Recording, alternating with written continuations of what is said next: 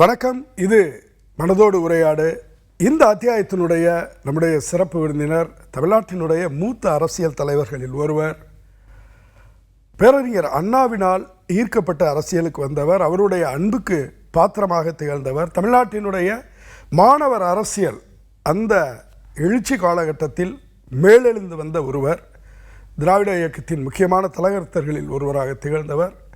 மறைந்த முதல்வர் எம்ஜிஆருடைய 10 ஆண்டு ஆட்சி காலகட்டத்தில் அவருடைய அணுக்க அமைச்சரவை சகாக்களில் ஒருவராக பணியாற்றியவர்.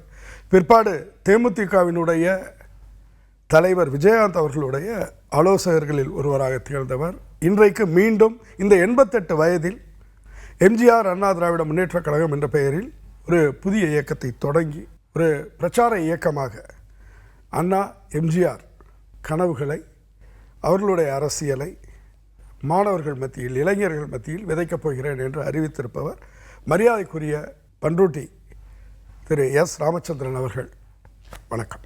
வணக்கம். திரு எஸ் ராமச்சந்திரன் அப்படிங்கிற அந்த பெயரை விடவும் பண்ருட்டி ராமச்சந்திரன், அதுதான் தமிழ்நாட்டு மக்களுக்கு ரொம்ப பரிச்சயம். நம்ம பண்ருட்டிலேருந்து ஆரம்பிக்கலாம். நீங்கள் பிறந்த காலகட்டத்தில் இன்னையிலேருந்து ஒரு 3/4 நூற்றாண்டு முன்னாடி போய்டும். நம்ம அன்றைக்கு அந்த பண்ருட்டி அப்படிங்கிறது எப்படி இருந்துச்சு? அது ரொம்ப பண்ருட்டி நகரம் நல்லா இருந்தது. நகரத்தை சுற்றி உள்ள பகுதிகள், இப்போ காடாம்புலியூர் பகுதின்னு சொல்லுவாங்க, அது ஒரு மலைவாசம் மாதிரி தான் இருக்கும்.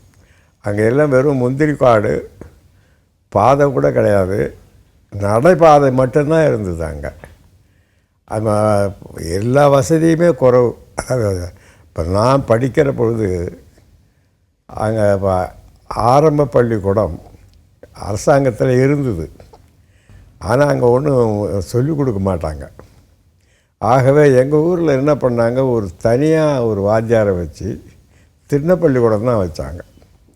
அது எங்கள் வீடு கொஞ்சம் பெரிய வீடாக இருக்கும். அங்கே எங்கள் கூட இருந்த பசங்கள்லாம் நாங்கள் ஒரு திண்ணப்பள்ளிக்கூடத்தில் தான் படித்தோம். ஒரு வாத்தியாரை நாங்கள் கொண்டு வந்து அவர் ஒரு வீட்டில் தங்க வச்சு அவருக்கு காய்கறிகள், அது அரிசி இதெல்லாம் கொடுத்து, சமையலுக்கெல்லாம் ஆள் கொடுத்து நாங்களே வச்சுருந்து அவர் எங்களுக்கு திண்ணப்பள்ளிக்கூடத்தில் பாடங்கள்லாம் சொல்லி கொடுத்தார். எங்கள் பெற்றோர்களுக்கு நான் ஒரே பையன்தான். அப்பா விவசாயம்தான், அம்மா வீட்டு வேலை தான், அதான் பண்ணிக்கிட்டு இருந்தாங்க. குடும்பம் நாங்கள் ஒரு நடுத்தர குடும்பம்னு சொல்லலாம். ரொம்ப வசதியும் இல்லை, வறுமையும் இல்லை, நிலம் இருந்தது. அதை வச்சுக்கிட்டு ஓரளவுக்கு குடும்பம் நடத்திக்கிட்டு இருந்தோம். என்னை படிக்க வைக்கணும்னு நினச்சதில் என்னுடைய தாயார் தான் ரொம்ப வெறித்தனமாக இருந்தாங்க. அவங்க என்கிட்ட சொன்னது, நீ இந்த ஊர்லேயே இருக்கக்கூடாதுடா நீ, அப்படியே சொன்னாங்க. நீங்கள் ஒரே பையன், இங்கே நீ இருக்கக்கூடாது, நீ நல்லா படித்து எங்கேயாவது உத்தியோகத்துக்கு வெளியில் போகணும் அப்படின்னு அவங்க தான் ஒரே பிடிவாதமாக என்னை படிக்க வச்சாங்க. அப்போ ஹைஸ்கூல் கடலூர் டவுன் தான். ஆகவே ஓரளவுக்கு எங்களுக்கு பாடெல்லாம் சொல்லி கொடுத்த பிறகு அந்த ஹைஸ்கூலுக்கு கடலூருக்கு அழைத்து சென்றார். என்னை எஸ்பிஜி ஹைஸ்கூல், இப்போ அது செயின்ட் டேவிட்ஸ் ஹைஸ்கூல், 1717 உருவாக்கப்பட்ட ஸ்கூல். அது ராபர்ட் கிளைவ் அந்த காலத்துலேருந்து. அந்த பள்ளிக்கூடத்தில் இப்போ என்னோட தான் அவர் நம்ம விடுதலை ஆசிரியர் வீரமணி இருக்கார், திராவிடர். அவர் எனக்கு 2 வருஷம் சீனியர். ஒரே உயர்நிலை பள்ளியில் தான் படித்தோம்.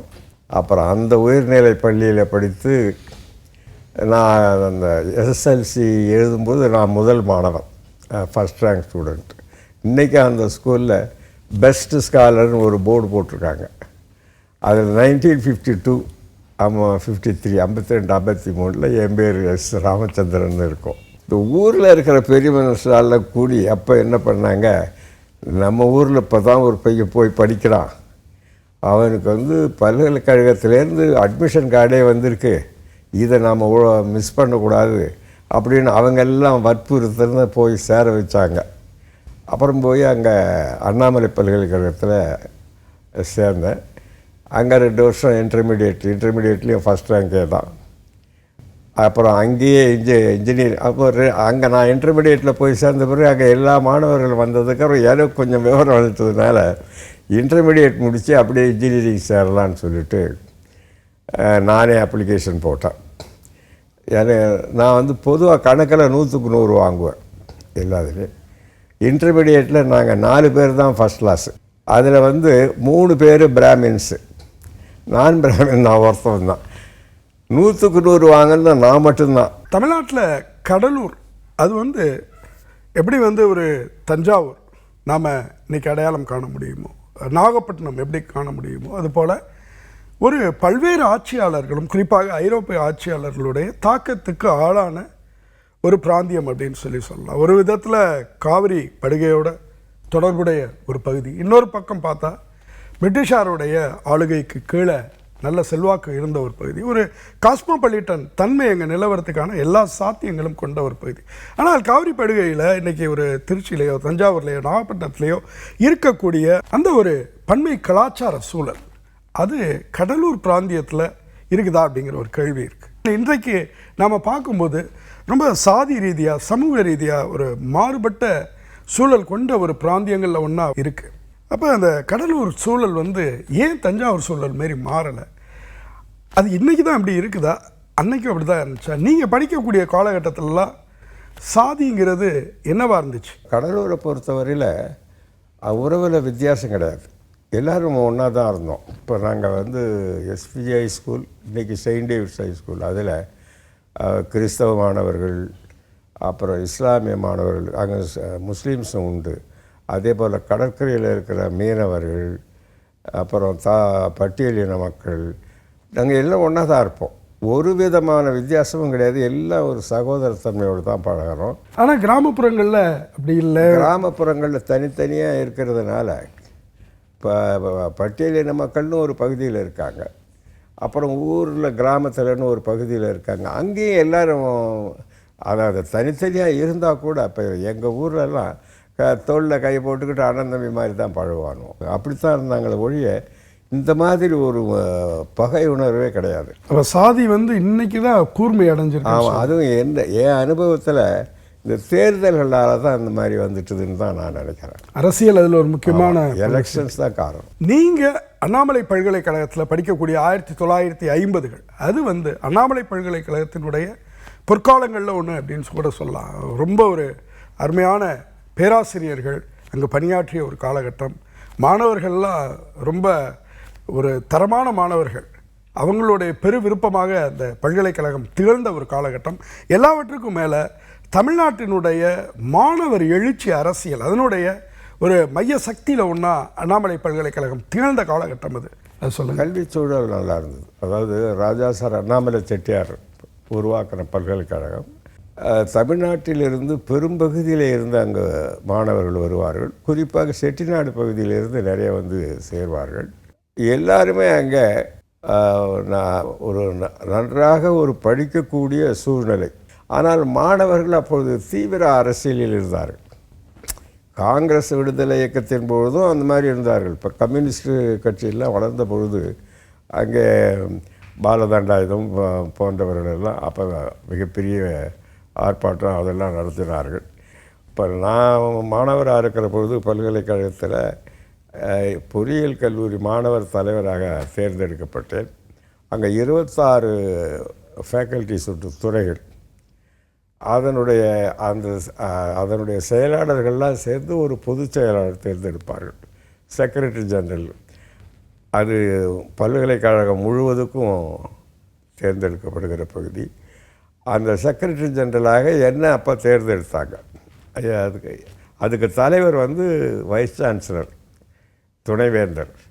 அதுக்கப்புறம் நாங்கள் திராவிட மாணவர் முன்னேற்ற கழகம் தீவிரமாக செயல்பட்டோம். அதனால் பல்கலைக்கழகத்திலிருந்து மாணவர்கள் நீக்கி வைக்கப்பட்டார்கள், அந்த அளவுக்கு போயிற்று. அண்ணாமலை பல்கலைக்கழகத்தில் இந்திய ஆதிக்க எதிர்ப்பு போராட்டத்தினுடைய ஒரு உச்ச நாள் மாணவர் ராஜேந்திரன் கொல்லப்படுறார். அந்த சம்பவம் வந்து தமிழ்நாடு முழுக்க பேரதிர்வுகளை உண்டாக்கும். இந்த மாணவர் போராட்டம் அப்படிங்கிறதுக்கு ஏதோ ஒரு வகையில் நிச்சயமாக அண்ணா அவர்களுடைய கருத்துக்கள் ஒரு அடிநிலத்தில் இருந்தது அப்படின்னு சொல்ல முடியும். ஒரு போராட்டத்தினுடைய அகத்தன்மையில் அது இருந்துச்சு அப்படின்னு சொல்ல முடியும். ஆனால் புறத்தன்மையில் உண்மையிலே அரசியல் என்னவாக இருந்துச்சு, அரசியல் கட்சி இயக்கங்களுக்கு அதில் என்ன பங்களிப்பு இருந்துச்சு, அந்த மாணவர் போராட்டத்தை இன்றைக்கி வரையறுக்கும் போது எப்படி நீங்கள் வரையறுப்பீங்க? 1965ஆம் ஆண்டு அந்த போராட்டம் நடைபெற்றது. ஆனால் அண்ணாமலை பல்கலைக்கழகத்தில் பல்வேறு கட்சியினருடைய மாணவர் அமைப்புகள் இருந்தாலும் திராவிட மாணவர் முன்னேற்றக் கழகம் வலுவாக இருந்தது. அறிஞர் அண்ணா அவர்கள் மீது அளவிலான பற்று, தமிழ் மொழி மீது ஒரு வெறி, இந்தி மொழி மீது ஒரு வெறுப்பு, இவையெல்லாம் தலை தூக்கி இருந்தது. 1965 ஆங்கிலம் முடிவுக்கு வரும், இனிமேல் இந்தி தான் என்ற நிலை வரும்பொழுது அதை நாடு தாங்கிக் கொள்ளவில்லை. அதன் கூர் முனையாக மாணவர்கள் கொதித்து எழுந்தார்கள். யாரும் எந்த கட்சியும் சொல்லி அதை அவர் செய்யவில்லை. அவர்களாகவே உணர்வுபூர்வமாக ஸ்பான்டேனியஸ் அர்ஜ் என்று சொல்வார்களே, அதை போல அவர்கள் புறப்பட்டு வீதி வீதியாக போராட்டங்கள் நடத்தினார்கள். அதில் வன்முறை சம்பவங்கள் ஓரிரு இடங்களில் முதலில் ஆரம்பித்தன. அதுவும் காவல்துறையின் மூலம்தான் ஆரம்பித்தன. அதற்கு எதிர்வினையாக நாட்டு மக்கள் அனைவரும் ஒன்றிருந்து விட்டார்கள். அதை ஊக்கப்படுத்தும் விதத்திலே தான் அப்பொழுது ஊடகங்களும் பத்திரிகைகளும் பணியாற்றின. ஆகவே அது காட்டு தீ போல் அந்த போராட்டம் பரவியது. அதனால் அழிவு ஏற்பட்டு விடுமோ என்று அறிஞர் அண்ணா அவர்கள் பயந்தார். ஆனாலும் அவராலும் அதை அடக்க முடியவில்லை. அப்படித்தான் அந்த போராட்டம் ஏற்பட்டது. நீங்கள் சொல்லக்கூடிய அளவில் பார்க்கும்போது திராவிட மாணவர் முன்னேற்றக் கழகம் அது அன்னைக்கு ரொம்ப ஒரு எழுச்சிமிக்க ஒரு அமைப்பாக இருக்கிறத பார்க்க முடியுது. அந்த அமைப்பு அது எப்படி மேலெழுந்து வந்துச்சு? அன்னைக்கு அதோடைய பின்னணியில் இருந்தது யார்? அப்புறம் மாணவர் அமைப்புகளை அண்ணா அவர்கள் எப்படி பார்த்தார்? மாணவர்களை அவர் ரொம்ப நேசித்தார். ஏனென்றால் திராவிட முன்னேற்றக் கழகத்தினுடைய வேர்கள் அவர்கள்தான். பெரியார் அவர்களிடமிருந்து அவர் வெளியே வந்து அந்த இயக்கத்தை ஆரம்பித்த பொழுது அவருக்கு கை கொடுத்தவர்கள் எல்லாம் மாணவர்கள், கல்லூரி மாணவர்கள், பல்கலைக்கழக மாணவர்கள், அவருடைய அறிவுத்திறனை கண்டு அவரால் ஈர்க்கப்பட்டவர்கள். மதியழகன் அவர்கள் அங்கே படித்தார். அந்த காலத்திலிருந்தே அது மிகிழ ஆரம்பித்தது. அதுக்கப்புறம் ஏன்னா 1949 தான் அண்ணா திராவிட முன்னேற்ற கழகம் துவக்கிறார். 3 வருஷத்துலேயே இப்போ நான் 52, 53 போயிட்டார். நெடுமாறன் அவர்கள் அப்போது எங்களுக்கு இந்த ஹாஸ்டல்ஸுக்கெல்லாம் அவர் தான் செக்ரட்டரி. பழ நெடுமாறன் இப்போது தமிழ் தேசிய கட்சி தலைவராக இருக்கார். எஸ்டி சோமசுந்தரம் மாணவர்களுக்கு செயலாளர். அதாவது திராவிட மாணவ முன்னேற்ற கழகம். பொதுவாக இப்போ அரசியல் ரீதியாக கூட நிர்வாகத்தை எதிர்த்து நாங்கள் போராடினது அதெல்லாம் உண்டு. இப்போ 1956 இலங்கையில் சிங்களம் ஒன்லி தான் ஆட்சி மொழின்னு சட்டம் கொண்டாந்தாங்க. அப்போ நாங்கள் ஊர்வலம் போகிறோம் 1956. அது மாதிரி ஒரு விழிப்புணர்ச்சி உள்ள பல்கலைக்கழகம் தான் அங்கே. அதனால்தான் எனக்கு நான் முதல்ல இப்போது இந்த படிப்பு உண்டு, பாடம் உண்டு, எங்கேயும் யார்ட்டையும் சரியாக கூட பேச மாட்டேன். என்னுடைய தமிழாசிரியர் வந்து சம்பந்தம்னு அவர் என்னை பார்க்க வந்தார். கடலூரில் நான் ஹைஸ்கூலில் இருக்கிற தமிழாசிரியர். நான் வந்து ஒரு ரூமில் இருந்து வந்து பார்த்தேன், நீ இந்த மாதிரி இருக்கக்கூடாது, நீ வந்து வெறும் ரூமில் போட்டி பாம்பாட்டு இருந்து என்ன பிரயோஜனம், நீ வந்து எல்லாரோடையும் கலந்து வெளியில் வந்து அரசியல் அது இதில் கலந்துக்கிட்டோன்னு அவர் தான் என்னை ஊக்கப்படுத்தி. அப்போ உங்களை அரசியல் நோக்கி ஈர்க்கிறது வந்து அண்ணாமலை பல்கலைக்கழகம் தான். ஆமாம், அங்கே இருந்த சூழல் தான் உங்களை இழுத்து. ஆமாம், அது வரையில் நான் அந்த பக்கமே தலை வச்சு படுத்ததில்லை. அதுக்கப்புறம் அவர் எஸ்டி சோமசுந்தரம் அவர்களுடைய தொடர்பு வந்தது இன்ஜினியரிங் காலேஜில். அவர் வந்து அவருக்கு நான் பாடம் எடுப்பேன். அந்த நான் தானே ஃபஸ்ட் ரேங்கு, அதனால் அவர் கணக்கெடுக்கும் என்னென்ன பாடங்கள்லாம் சொல்லிக் கொடுப்பேன். அவருக்கு என் மேலே ஒரு பிரியம் வந்து நேராக அண்ணா கிட்ட கொண்டு போய் விட்டுட்டார். 1956 சிதம்பரம் அவர்கள் வந்தபொழுது எஸ்டி சோமசுந்தரம் அவர்கள் என்னை அழைத்து சென்றார். அண்ணா அவர்களோட பேசுகிறேன். அங்கே ஒரு சிறப்பு கூட்டத்துக்கு அவர் வந்திருந்தார் கட்சி நிதிக்காக. அப்புறம் அவரோட அப்போ வந்து என்னை பொருளாளராக போட்டார் மாணவர் முன்னேற்ற கழகத்துக்கு. அதனால் என்னை அறிமுகப்படுத்தி எல்லாம் வச்சார். 1957 அறிஞர் அண்ணா அவர்கள் நின்ற பொழுது 1001 ரூபாய் தேர்தல் நிதி நாங்கள் மாணவர் கழகத்தின் சார்பில் சேர்த்து அவருக்கு தேர்தல் நிதி அளித்தோம். அந்த கூட்டத்திற்கு வந்தது. அடிக்கடி அவரை சந்திக்கிற வாய்ப்பு எங்களுக்கு கிடச்சிது. நினச்சோம்னா அங்கேருந்து காஞ்சிபுரம் வருவோம், அவரை பார்த்துட்டு போவோம். அதே மாதிரி அறிஞர் அண்ணா அவர்களை அழைத்து அடிக்கடி கூட்டமும் நடத்துவோம். அவருக்கு என் மீது பற்று ஏற்பட 2 காரணங்கள் உண்டு. ஒன்று, ஒரு சாதாரண குடும்பத்திலே ஒரு கிராமத்திலே பிறந்த பையன், நம்ம பையன். இரண்டாவது, எத்தனையோ மாணவர்கள் நமது இயக்கத்தில் இருந்தாலும் முதல் மாணவனாகவே 6 வருடங்கள் 7 வருடங்கள் இருந்திருக்கிறான். ஆகவே என் மீது அவருக்கு ஒரு பற்றும் பாசமும் உண்டு. இவ்வளோ ஒரு சுதந்திர சூழல் வந்து தமிழ்நாட்டு பல்கலைக்கழகங்கள் கல்வி நிலையங்களில் இருந்த அந்த காலகட்டம்ங்கிறது எப்படி மாறிச்சு? இன்றைக்கெல்லாம் கிட்டத்தட்ட ஒரு அரசியல் நீக்கமே நடந்து போச்சு அப்படின்னு சொல்லலாம். மிக குறிப்பாக திராவிட மாணவர் முன்னேற்ற கழகம் இருக்குல்ல, எப்படி அது மறைஞ்சு போணுச்சு? அதாவது அது அறிஞர் அண்ணா அவர்கள் ஆட்சிக்கு வரும் வரை வலுவாக இருந்தது. அறிஞர் அண்ணா அவர்களின் மறைவுக்கு பிறகு மாணவர்களை ஈர்க்கக்கூடிய ஒரு பேச்சாற்றலோ அல்லது சிந்தனை ஆற்றலோ கருத்தாற்றலோ செயல்பாடோ அடுத்து வந்த தலைவர்களிடம் இல்லை. அதோடு மட்டுமல்லாமல் அவரவர்களுக்கு வேண்டிய அமைப்பாக அதை மாற்ற வேண்டும் என்று தலைவர்களும் அதில் ஈடுபட்டார்கள். அது அப்புறம் தேர்தல் வந்து அதில் வேறுபாடுகள் ஏற்பட்டன. குறிப்பாக கலைஞர் அவர்கள் முதலமைச்சராக இருந்த பொழுது திராவிட மாணவ முன்னேற்ற கழகத்துக்கு அவர் விரும்புகிற ஒருவரை கொண்டு வர வேண்டும், எல் கணேசனை கொண்டு வர வேண்டும் என்றார். இப்போ அண்மையில் இறந்தார். பெரும்பாலான மாணவர்கள் அதை ஏற்றுக்கொள்ளவில்லை. இப்போ நாங்கள் எஸ்டிஎஸ் நாங்கள்லாம் சேர்ந்து செஞ்சி ராமச்சந்திரனை போட்டியாக வச்சு செஞ்சி ராமச்சந்திரனை ஜெயிக்க வச்சுட்டோம். அதில் ரொம்ப கோபம் அவருக்கு. அப்படியெல்லாம் அப்புறம் அது அப்படியே சீரழிஞ்சு போச்சு. சாதாரண ஒரு குடும்ப பின்னணியிலேருந்து வரீங்க, நல்லா படிக்கிறீங்க, ஒரே சமயத்தில் 2 வாய்ப்புகள் உங்களுக்கு வருது, பணி வாய்ப்புகள். மத்திய அரசு பணியும் வருது, மாநில அரசு பணியும் வருது. அப்போ அண்ணாவை போய் நீங்கள் பார்க்குறீங்க, இந்த பணி ஆணைகளை அவர்கிட்ட சொல்லி கேட்குறீங்க, எங்கே போகிறது அப்படின்னு சொல்லி, அரசியலுக்கு வந்துடவான்னு கேட்குறீங்க. அவர் உங்களை அரசியலுக்கு இப்போ வர வேணான்னு சொல்கிறார். அந்த நிகழ்வை எனக்கு நினைவு கூறுங்க. அப்புறம் இந்த பணி வாய்ப்பெல்லாம் விட்டுட்டு அரசியலுக்கு வரணும் அப்படின்னு ஒரு முடிவு எடுக்கிறது இருக்குல்ல, அந்த முடிவினுடைய உந்து சக்தி எது?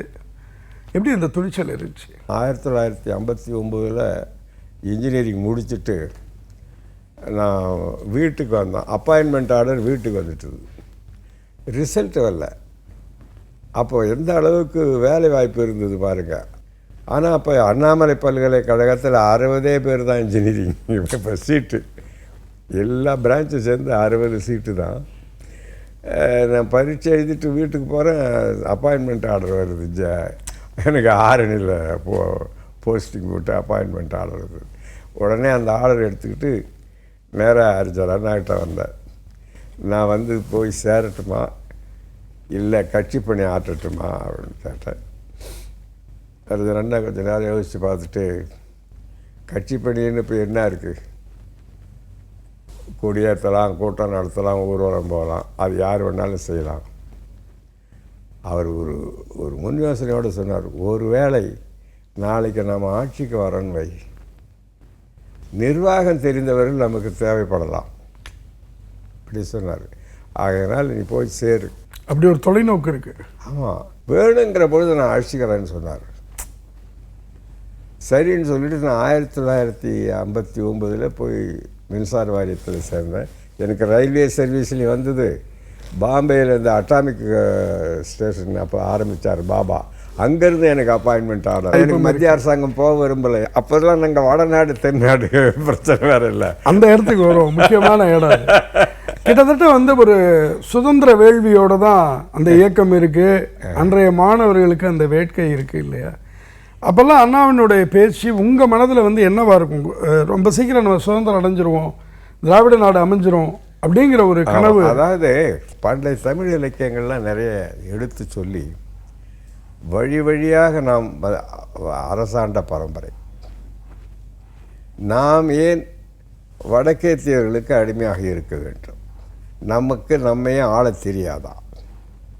நாம் ஆளுவோம், அதில் என்ன தப்பு? ஏன் நாங்கள் உங்கள்கிட்ட வந்து ஒன்று நிற்கணும் அப்படின்னு சொன்ன அந்த லாஜிக் அந்த நேரத்தில் மாணவர்களை ரொம்ப ஈர்த்தது. அதோட தமிழ் மக்களுடைய பண்டைய கால வரலாற்றையும் இலக்கியத்தையும் பாமர மக்களும் புரிந்து கொள்ளும் வகையில் எடுத்து சொன்னார். அது வந்து ஒரு பெரிய தாக்கத்தை ஏற்படுத்தியது. அதோடு மட்டுமல்லாமல் தந்தை பெரியார் அவர்களும் அப்பொழுது ஒரு விழிப்புணர்ச்சியை ஏற்படுத்தியிருந்தார். இந்த இந்த மூட நம்பிக்கைகள் இதுக்கெல்லாம் வடநாடு தான் காரணம் அப்படிங்கிற மாதிரி அவரும் கொண்டு வந்தார். ஆனாலும் அவரது சமுதாய ரீதியாக இருந்தது. அண்ணா வந்து அரசியல் ரீதியாக மாற்றினார்.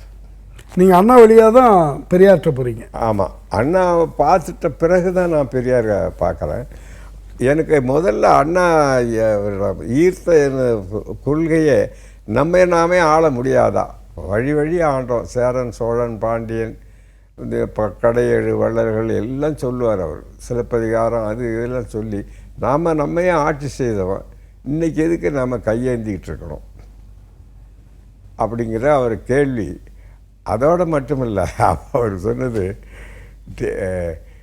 டெல்லியோடு ஒட்டி கொண்டிருப்பதால் என்ன லாபம், வெட்டி கொண்டால் என்ன நஷ்டம் அப்படின்னு எல்லாம் பேசுகிறாரு. அதில் அவர் பிடிவாதமாக உறுதியாக இருந்தார். ஏன்னா அந்த காலகட்டத்தில் உலகத்தில் பல நாடுகள் சுதந்திரம் அடைந்தன. ஆப்பிரிக்காவில், ஆசியாவில். நாம் வந்து வடநாட்டுக்காரர்கள் மீது வெறுப்பின் அடிப்படையில் அல்ல, விரோதத்தினால் அல்ல, நம்மை நாமே ஆண்டு கொள்வோம். அவர்களுக்கு தேவைப்படுகிற பொழுது நம்ம ஆளான உதவியும் செய்வோம். ஒரு சுதந்திர கனலோடு இருந்த ஒரு இயக்கம். அந்த மாணவர்கள், அவரை அன்றைக்கி நாடு இருந்த உங்களை போன்ற இளைஞர்கள் எல்லாருக்குமே வந்து ஒரு திராவிட நாடுங்கிறதோ அல்லது நம்மை நாமளே ஆண்டு கொள்ளணும் அப்படிங்கிற அந்த ஒரு சுயாதீன வேட்கையோ இருக்குது. அப்படிப்பட்ட சூழலில் திராவிட நாடு கோரிக்கையை விட்டப்ப அண்ணாவுடைய மனநிலை எப்படி இருந்துச்சு? உங்களெல்லாம் சமாதானப்படுத்திடுறார், ஆனால் உண்மையிலே அவர் சமாதானம் ஆனாரா? அறிஞர் அண்ணா அவர்கள் திராவிட நாடு கொள்கை பொறுத்தவரை தன்னுடைய உயிர் மூச்சாக கருதியிருந்தார். ஆனால் அந்த பிரிவினை தடுப்பு சட்டம் வந்த பிறகு ஜனநாயக ரீதியில் தன்னால் அதை அடைய முடியாது என்ற நிலை வந்த பொழுது மிகப்பெரிய அதிர்ச்சிக்கு உள்ளானார்.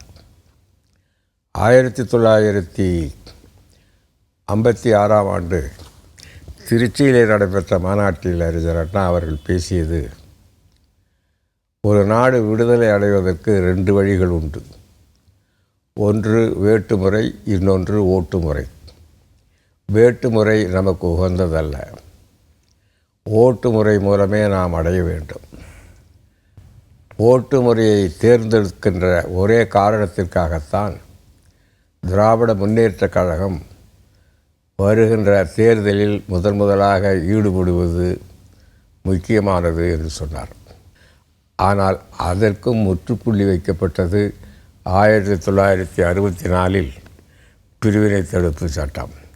அது அவருக்கு மிகப்பெரிய பேரதிர்ச்சியை உருவாக்கியது மட்டுமல்ல, அதிலிருந்து அவருடைய உடல் நலமும் சீர்கட ஆரம்பித்தது. எந்த ஒரு தலைவரும் தான் உயிர் மூச்சாக ஒரு கருதுகிற கொள்கைக்கு பேராபத்து வறுமையானால் அந்த தலைவரும் அந்த ஆபத்தில் சிக்கி அழிந்து விடுவார் என்பதுதான் வரலாறு. ஆகவே அன்று முதல் 1964 இருந்தே அவர் உடல்நலம் சீர்குன்றியது. எங்களை போன்றோர்கள் அவரோடு பேசினாலும் கூட பலர் நினைத்தார்கள், ஆனால் அவர் உளப்பூர்வமாக விடவில்லை. ராஜ்யசபாவிலே பேசுகிற பொழுது அவர் சொன்ன வார்த்தை, நீங்கள் இன்றைக்கு தடை செய்வதன் மூலம் இதை தடுத்து விட்டீர்கள் என்று நினைக்கிறீர்கள், ஆனால் the sullen discontent will go underground. இதனால் ஏற்படுகின்ற அதிருப்தி எங்கள் மக்களிடையே உள்ளத்தில் மறைந்து கிடக்குமே தவிர அவர் என்றைக்கும் மாறாது. ஆகவே அவர் வெளியிலே அவர் அதை விட்டுவிட்டது போல் நடந்து கொண்டாலும் உளப்பூர்வமாக அவரால் விட முடியவில்லை. அதற்கு காரணம் அவர் வார்த்தையிலே சொல்லப்போனாலே, இந்த லட்சியத்திற்காக வேறு எவருமே இல்லை என்றாலும் நான் ஒருவன் கடைசி வரையில் இருப்பேன். இருப்பது ஒரு உயிர், போவது ஒரு முறைதான்.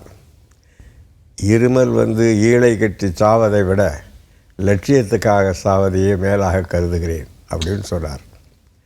ஆகவே அவர் அதிலிருந்தே அவருடைய உடல் நலம் சீர்கட ஆரம்பித்தது. 3 ஆண்டுகளில் அவர் ஆட்சிக்கு வந்தாலும் கூட 5 ஆண்டுகளில் இறந்து போனார். அதுதான் வரலாறு. இந்த தன்மை, அதாவது ஒரு சுதந்திர வேட்கை, உள்ளார கனன்றுகிட்டு இருந்த அந்த நெருப்பு, இதற்கெல்லாம் ஒரு வெடிப்பு போன்று தான் இந்திய எதிர்ப்பு போராட்டம்ங்கிறது அமைஞ்சுதா? ஆமாம், அதாவது சுதந்திர போராட்டங்கள் பல உருவங்கள் இருக்குங்க. உதாரணத்துக்கு அதாவது பல தேசிய இனங்கள் ஒன்றாக கூடுவதற்கும் உரிமை உண்டு, அவர்கள் விரும்பினால் பிரிந்து போவதற்கும் உரிமை உண்டு. அப்படி தான் பொதுவாக சட்டம் போடுவாங்க. சோவியத் யூனியன் எடுத்துக்கிட்டோம்னா 15 நாடுகள் சேர்ந்து அவங்க சோவியத் யூனியன் ஒன்றியம் அமைச்சாங்க. அவங்களுடைய சட்டத்தில் பிரிந்து போகவும் உரிமை உண்டு, சேருவதற்கும் உரிமை உண்டு. இப்போ 27 நாடுகள் சேர்ந்து ஐரோப்பிய யூனியன் வச்சுருக்காங்க. அங்கேயும் சேருவதற்கும் அதில் இடம் இருக்குது, பிரிந்து போகிறதுக்கு இடம் உண்டு. அண்ணா என்ன நினச்சாரு, அது ஜனநாயக ரீதியில் நாங்கள் தனித்து போகணும்னு நினைக்கிறப்ப வாக்கெடுப்பு நடத்தி இவங்க கொடுப்பாங்கங்கிற மாதிரி ஜனநாயக ரீதியில் தான் அவர் போனார். இவங்க அதை பிரிவினை தடுப்பு சட்டம் அது இதெல்லாம் கொண்டாந்து இப்போ இது இருக்க இருக்கிட்டாங்க. டெல்லி ஆட்சியாளர்கள் இன்னும் கொஞ்சம் ஜனநாயக பூர்வமாக நடந்துக்குவாங்க அப்படிங்கிற நம்பிக்கை அவருக்கு. ஆமாம், அவருக்கு இருந்த நம்பிக்கையில் அதுதான் ராஜ்யசபாவில் அதானே பேசுகிறாரு. நான் பிரிஞ்சு போகணும்னு பேசுகிறேன், நீங்கள் ஒன்றா இருக்கிறது தான் நல்லதுன்னு மக்கள்கிட்ட பேசுங்க, வாக்கெடுப்பு நடத்துங்க, மக்கள் என்ன தீர்ப்பு கொடுக்குறாங்களோ அதை நாங்கள் ஏற்றுக்கிறோம்னு தான் ராஜ்யசபாவில். அதெல்லாம் கூட நீ பேசவே கூடாதுன்னு அவங்க கொண்டாந்துட்டாங்க. அதில் தான் அவர் ரொம்ப தமிழ்நாட்டின் வரலாற்றில் தமிழ் மக்களை பொறுத்தவரையில் அது ஒரு தனித்தன்மை வாய்ந்த பண்பு. அதாவது டிஸ்டிங்க்ட் பெக்கூலியர் மெக்கானிசம். நீங்கள் வேறு எந்த சமுதாயத்துலேயும் அது கிடையாது. அப்படி என்ன நம்ம மொழி மோசமாக சரியில்லையா, என்ன காரணம்? நீ சுதந்திரம் பெற்றா எல்லா மொழிகளையும் வச்சாலும் பரவாயில்ல, எல்லாருக்கும் சம வாய்ப்பு இருந்த ஒரு தன்மையை மாற்றினாங்கன்னு உங்களுக்கு அந்த காலத்தில் சோமசுந்தர பாரதியார், மரமலையடிகள் அப்படின்னு தமிழ் பேராசிரியர்கள்லேருந்து எல்லாரும் பெரியார், திருவிக்கா எல்லாம் வந்துட்டாங்க. இந்த உணர்வுகள் தமிழ் மக்கள் மத்தியில் அப்படியே இருந்தது. 1965 என்ன பிரச்சனைன்னா, அன்னையோட ஆங்கிலம் முடியுது, ஹிந்தி தான் ஆட்சி மொழி. அதான் அந்த crux of the matter. Spontaneous upsurge. Jallikattu போராட்டம் யார் ஆர்கனைஸ் பண்ணா? அவ்வளவு ஒரு ஒற்றுமையோட, அதை இங்கே வட சென்னையில் இருக்கிறவனும் சரி, தென்குமரியில் இருக்கிறவனும் சரி, ஒரே உணர்வோடு எழுந்திருக்கிறாங்களே. இது எந்த அரசியல் கட்சியால் செய்ய முடியும்? அது ஸ்பான்டேனியஸாக வந்துட்டுது. அண்ணா என்ன பயந்தாருன்னா, எங்கேயாவது இராணுவத்தை கொண்டாந்து வச்சு மறுபடியும் நம்ம மக்களை சுட்டு தள்ளுவானோன்னு அவருக்கு பயம். நம்ம பணல வந்துட்டுது, நாம் இதை கண்ட்ரோல் பண்ணலைன்னா நம்ம மக்களை சுட்டு தள்ளா நம்ம என்ன பண்ணுறது? அவருக்கு அந்த கவலையில் தான் நிறுத்துங்க வேணாம் அப்படின்னு சொன்னார். அது அவர் ஆரம்பிக்கலை, ஆனால் தானாக வந்த ஒரு புரட்சியை, ஒரு ஆர்ப்பாட்டத்தை தடுக்கவும் முடியல அவரால். அந்த தவிப்பு தான் அவர் அப்படி சொன்னாரே தவிர வேற. திமுகலே 2க்கு மேற்பட்ட குரல்கள் இருந்துச்சு. அது அண்ணா உலக பொதுநோக்கு கொண்டவர், உலக அரசியல் தெரிஞ்சவர், அரசியல் படித்தார், எம்ஏ ஹிஸ்ட்ரி. அவர் எப்படி உலக நாடுகள்லாம் நடக்கும்னு அவர் அது கலைஞர், மாப்போசி, அவர் ஆதித்தனார், இவங்கெல்லாம் அந்த தமிழோடு நிறுத்திக்குவாங்க. அதாவது அதுக்கு மேலே போக மாட்டாங்க. தமிழன் தமிழ்நாடு அது போகிறோம். ஆனால் இன்றைய உலகில் நம்ம உலக அரசியல் தெரியாமல் எதுவும் செய்ய முடியாது. திமுக 1949 ஆரம்பிக்கப்பட்டு அது மேலெழுந்த ஒரு காலகட்டத்தில், நீங்களும் மேலெழுந்து வர்றதுனால கேட்குறேன், அந்த காலகட்டத்தில் 1952க்கு பிறகு தான் எம்ஜிஆர் அவர்கள் திமுகவில் இணைகிறார். நீங்கள் எல்லாம் பயணப்படுற ஒரு மாணவரா அல்லது இளைஞராக பார்க்கக்கூடிய காலகட்டத்தில் தான் எம்ஜிஆர் அவர்களும் திமுகவில் பணியாற்றுறார்.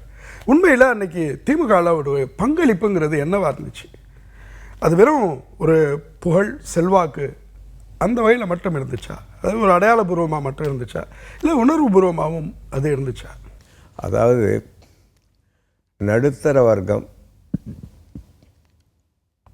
கொஞ்சம் மேல்மட்டத்தில் உள்ள அறிவாளிகள், இவர்களை கவர்ந்தார் அறிஞர் அண்ணா. ஆனால் அவருக்கு அடிப்படையான கீழ்மட்டத்தில் உள்ள வெகுமக்கள் ஆதரவை பெற்றுத்தந்தது புரட்சித் தலைவர் எம்ஜிஆர். இப்போ அறிஞர் அண்ணாவை எங்களை போன்றவர்கள் பின்பற்றினோம் என்றால் அவருடைய அறிவு, ஆற்றல், அனுபவம் இதெல்லாம் பார்த்து.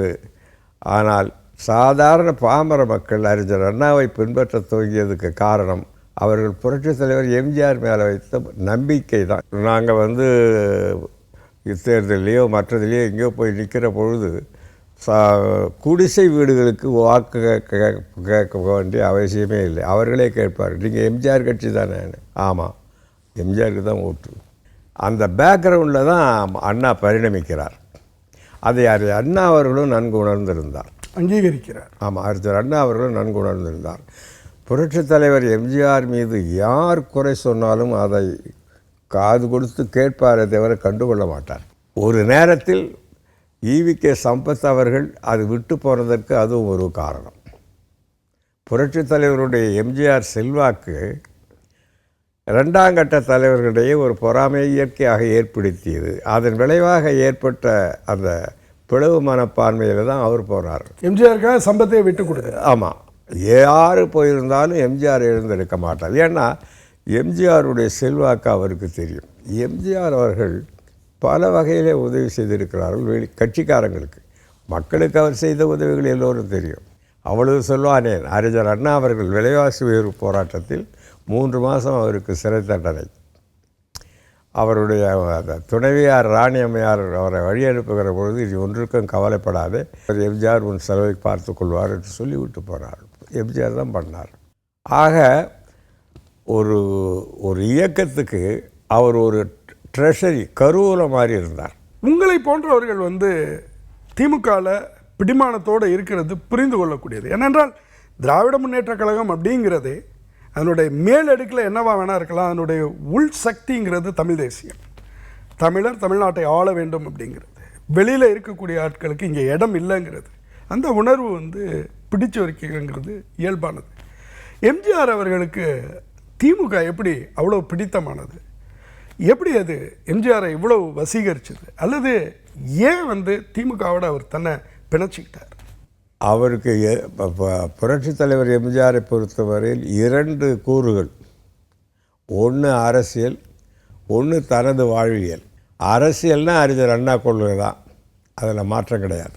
அவருடைய வாழ்வியலை பொறுத்தவரையில் ஆரம்பத்தில் அவர் காங்கிரஸிலோடு இருந்தார், நேருனுடைய பக்தராகவும் இருந்தார். தன்னுடைய வீட்டிலையுமே அம்மா படமும் காந்தி படமும் வச்சுருப்பார். காந்தியார் மீது அவருக்கு பற்று இருந்தது. அது ஒரு காலகட்டம். அதற்கு பிறகு பிராமணர்கள் ஒதுக்குறாங்கங்கிறது அவர் சினிமாவிலேயே அனுபவிச்சிருக்கிறார்கள். அதையும் என்கிட்டையும் சொல்லியிருக்கிறார். அப்போ அந்த வடக்கு ஆதிக்கம்ங்கிறதுல அவர், அதாவது பிராமின்ஸு நம்மளை லோயராக நினைக்கிறாங்க அப்படிங்கிறதுல அவர் உள்ளூர். ஏன்னா நான் ஒரு கட்டத்தில் அவர்கிட்ட பேசும்போது அது என்கிட்ட சொன்னார், நான் அப்புறம் சொல்கிறேன். பிராமின்ஸை நல்ல மாதிரியெல்லாம் வச்சுக்குவார், ஆனால் அவங்க நம்மளை ஈக்குவலாக நினைக்கிறது இல்லை அப்படிங்கிறது தான் அவருடைய எண்ணம். அவருடைய வாழ்வியலை பொறுத்தவரையில் அவர் ஒரு பொது நிறுவனம் மாதிரி தன்னை ஆக்கி கொண்டார். ஏழைகள் மேலே அவருக்கு ஒரு அளவு கடந்த பற்று உண்டு. அவர் என்கிட்ட பேசுகிற பொழுது நரிக்குறவர்கள் பார்க்குறோன்னு வைங்க, நாங்கள் போகிற பொழுது என் சொந்தக்காரங்கம்பார், அவங்க தான் என் சொந்தக்காரங்கம்பார். அப்படி இங்கே ஏழை எளிய மக்கள் அவங்க உழைக்கிறாங்க, வண்டி எடுக்கிறாங்க, ஓட்டுறாங்க, மூட்டை தூக்குறாங்க, வாய்க்காலில் வரம்புகளில் வேலை செய்கிறாங்க. அவங்க என்னுடைய படத்தை அவங்க உழைப்பில் இருக்கிற காசை கொண்டு தான் பார்த்து எனக்கு பெருமையும் புகழும் சேர்க்குறாங்க. அவங்களுக்கு நான் ஏதாவது செய்ய வேணாமா? நான் ஏதாவது செய்யணும் இல்லையா? அதனால் என்ன சொல்லுவார், நீங்கள் நிறைய புஸ்தகங்கள்லாம் படிக்கிறீங்க, அவங்களுக்கு ஏதாவது நல்ல திட்டங்கள் இருந்தால் எனக்கு சொல்லுங்கம்பார். அவரும் அதை பற்றி சிந்திப்பார். அண்ணா அவர்கள் 1964க்கு அப்புறமே கொஞ்சம் கொஞ்சமாக உடல் நலம் குன்றிய ஒரு சூழலில் அவரை மாதிரி ஒரு தொலைநோக்காளர், ஏன்னா முன்னாடியே அதற்கு முன்பே தம்பி வா தலைமையாக இருக்கவான்னு சொல்லி நாவலரை கூப்பிட்டவர். அப்போ உடல் நலம் குன்றிய சூழலில் திமுகவுடைய எதிர்காலத்தை எப்படி பார்த்தார்? யார் எங்கே தனக்கு அடுத்தது வருவார் அப்படிங்கிற அபிப்பிராயம்லாம் அவருக்கு இருந்துச்சா? அறிஞர் அண்ணா அவர்கள் உண்மையிலேயே தனக்கு பிறகு இந்த இயக்கத்தை சரியாக நடத்த மாட்டார்கள் என்று கருதினார். இன்னொரு உண்மையை சொல்லுகிறேன். அவர் கடைசியாக அமெரிக்காவில் கேன்சருக்காக ஆப்ரேஷனை போய் சேர்ந்த பொழுது, அப்பொழுது அமெரிக்காவில் ஜி பார்த்தசாரதி அவர்கள் இந்தியாவினுடைய தூதராக இருந்தார். ஜி பார்த்தசாரதி அவர்களை பார்த்து அவர் ஆப்ரேஷனுக்கு போவதற்கு முன்னால் சொன்ன கருத்து என்னவென்றால், எனக்கு பிறகு இந்த இயக்கம் நன்றாக இருக்குமா என்று எனக்கு தெரியவில்லை. நாவலர் நெடுஞ்செழியன் அவர்கள் அங்கே உள்ள கழக தொண்டர்களையோ அல்லது பொதுமக்களையோ ஆதரித்து அரவணைத்து செல்கின்ற தன்மை இல்லை. ஆனால் கருணாநிதி அவர்கள் எல்லோரையும் கையிலே வைத்து கொண்டிருக்கிறார். அவர் கட்சியை இரண்டாக உடைத்து விடுவார். ஏனென்றால் விருப்பு வெறுப்புக்கு ஆளானவர். இந்த நாடு நந்தவனமாக வேண்டும் என்று விரும்பிய எனக்கு இதுதான் நிலைமை அப்படின்னு அவர் சொன்னார் என்று ஜி பார்த்தசாரதி அவர்கள் என்னிடமும் சொன்னார். ஆரம்ப காலத்தில் எம்ஜிஆர் அவர்களுக்கும் கலைஞர் கருணாநிதி அவர்களுக்கும் இடையில் ஒரு நல்ல உறவு இருந்திருக்கு. அவர்கள் இருவருடைய சுயசரிதையை படிக்கும் போதுமே பரஸ்பர மரியாதை இருக்கிறத பார்க்க முடியுது. எப்படி இந்த உறவு மாறி போச்சு? எப்படி ஒருத்தர் இவ்வளோ முரண்பட்டு பின்னாடி தமிழ்நாட்டு அரசியலே இரண்டு துருவங்களாக, இரண்டு பகுதிகளாக பிரிகிற அளவுக்கு இந்த இரண்டு நண்பர்களோட உறவு மாறிச்சு. இந்த கசப்பு அல்லது இந்த முரண்பாடு அப்படிங்கிறதோடைய ஆரம்ப புள்ளி எது? புரட்சி தலைவர் எம்ஜிஆர் மேலே பொறாமை எல்லாருக்குன்னு சொன்னல, அதுதான் அடிப்படை. இவர் அனுப்பிட்டு சிவாஜி கணேசனை கொண்டாந்துடலான்னு அவர் ட்ரை பண்ணார். அது ஒன்று. ரெண்டாவது, புரட்சி தலைவர் எம்ஜிஆர் என்கிட்ட சொன்னது, கருணாநிதி நல்ல திறமைசாலி, நல்லா எழுதுவார், நல்லா பேசுவார், ஆனால் அவர் திறமையெல்லாம் எதுக்கு பயன்படும்னா அவர் குடும்பத்துக்கு போயிருக்கோம் சொல்லிட்டு சொன்னார். மேகலா பிக்சர்ஸ்னு ஆரம்பித்தோம். என்கிட்டையும் ஷேர் வாங்கினாங்க. எல்லோரும் ஷேர் வாங்கி கருணாநிதி முரசொலி மாறெல்லாம் அதில் பங்கு. என்ன பண்ணாங்களோ தெரியல, ஏற்றத்தையோ கணக்கு எழுதி நாளாக ஆக உங்களுக்கு பங்கு எல்லாம் முடிஞ்சு போச்சுன்னு என்ன வெளியே அனுப்பிச்சிட்டாங்க. என் ஷேர் எல்லாம் முடிஞ்சு போச்சு, எதையோ கணக்கு எழுதி சரி கட்டி வெளியே அனுப்பிச்சிட்டாங்க. அவங்கள ஆக்கிட்டாங்க.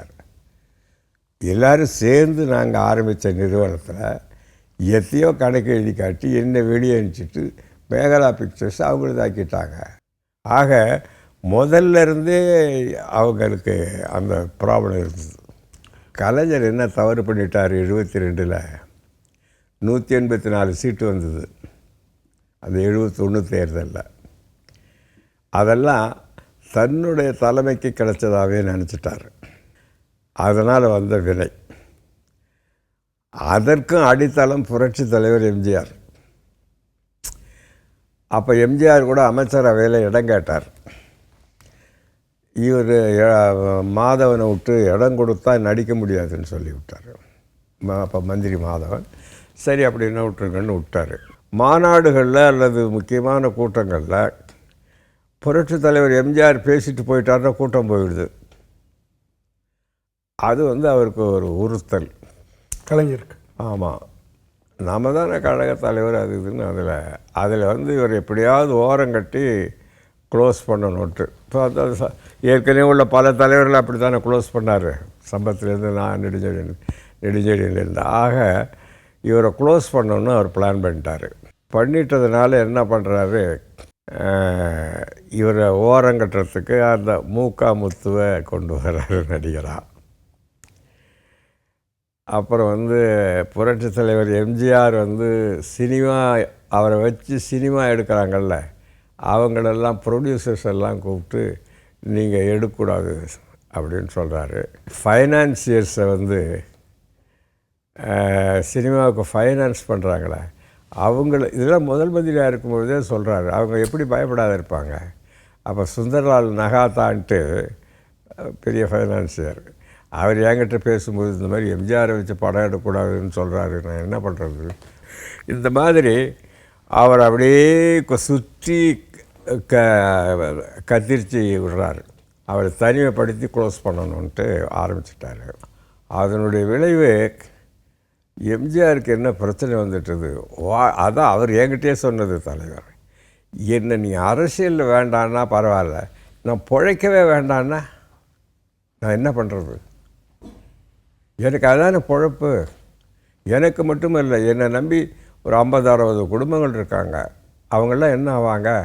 அவங்கெல்லாம் நான் கொடுக்குற சம்பளத்தில் தான் இருக்காங்க. இப்போ ஆக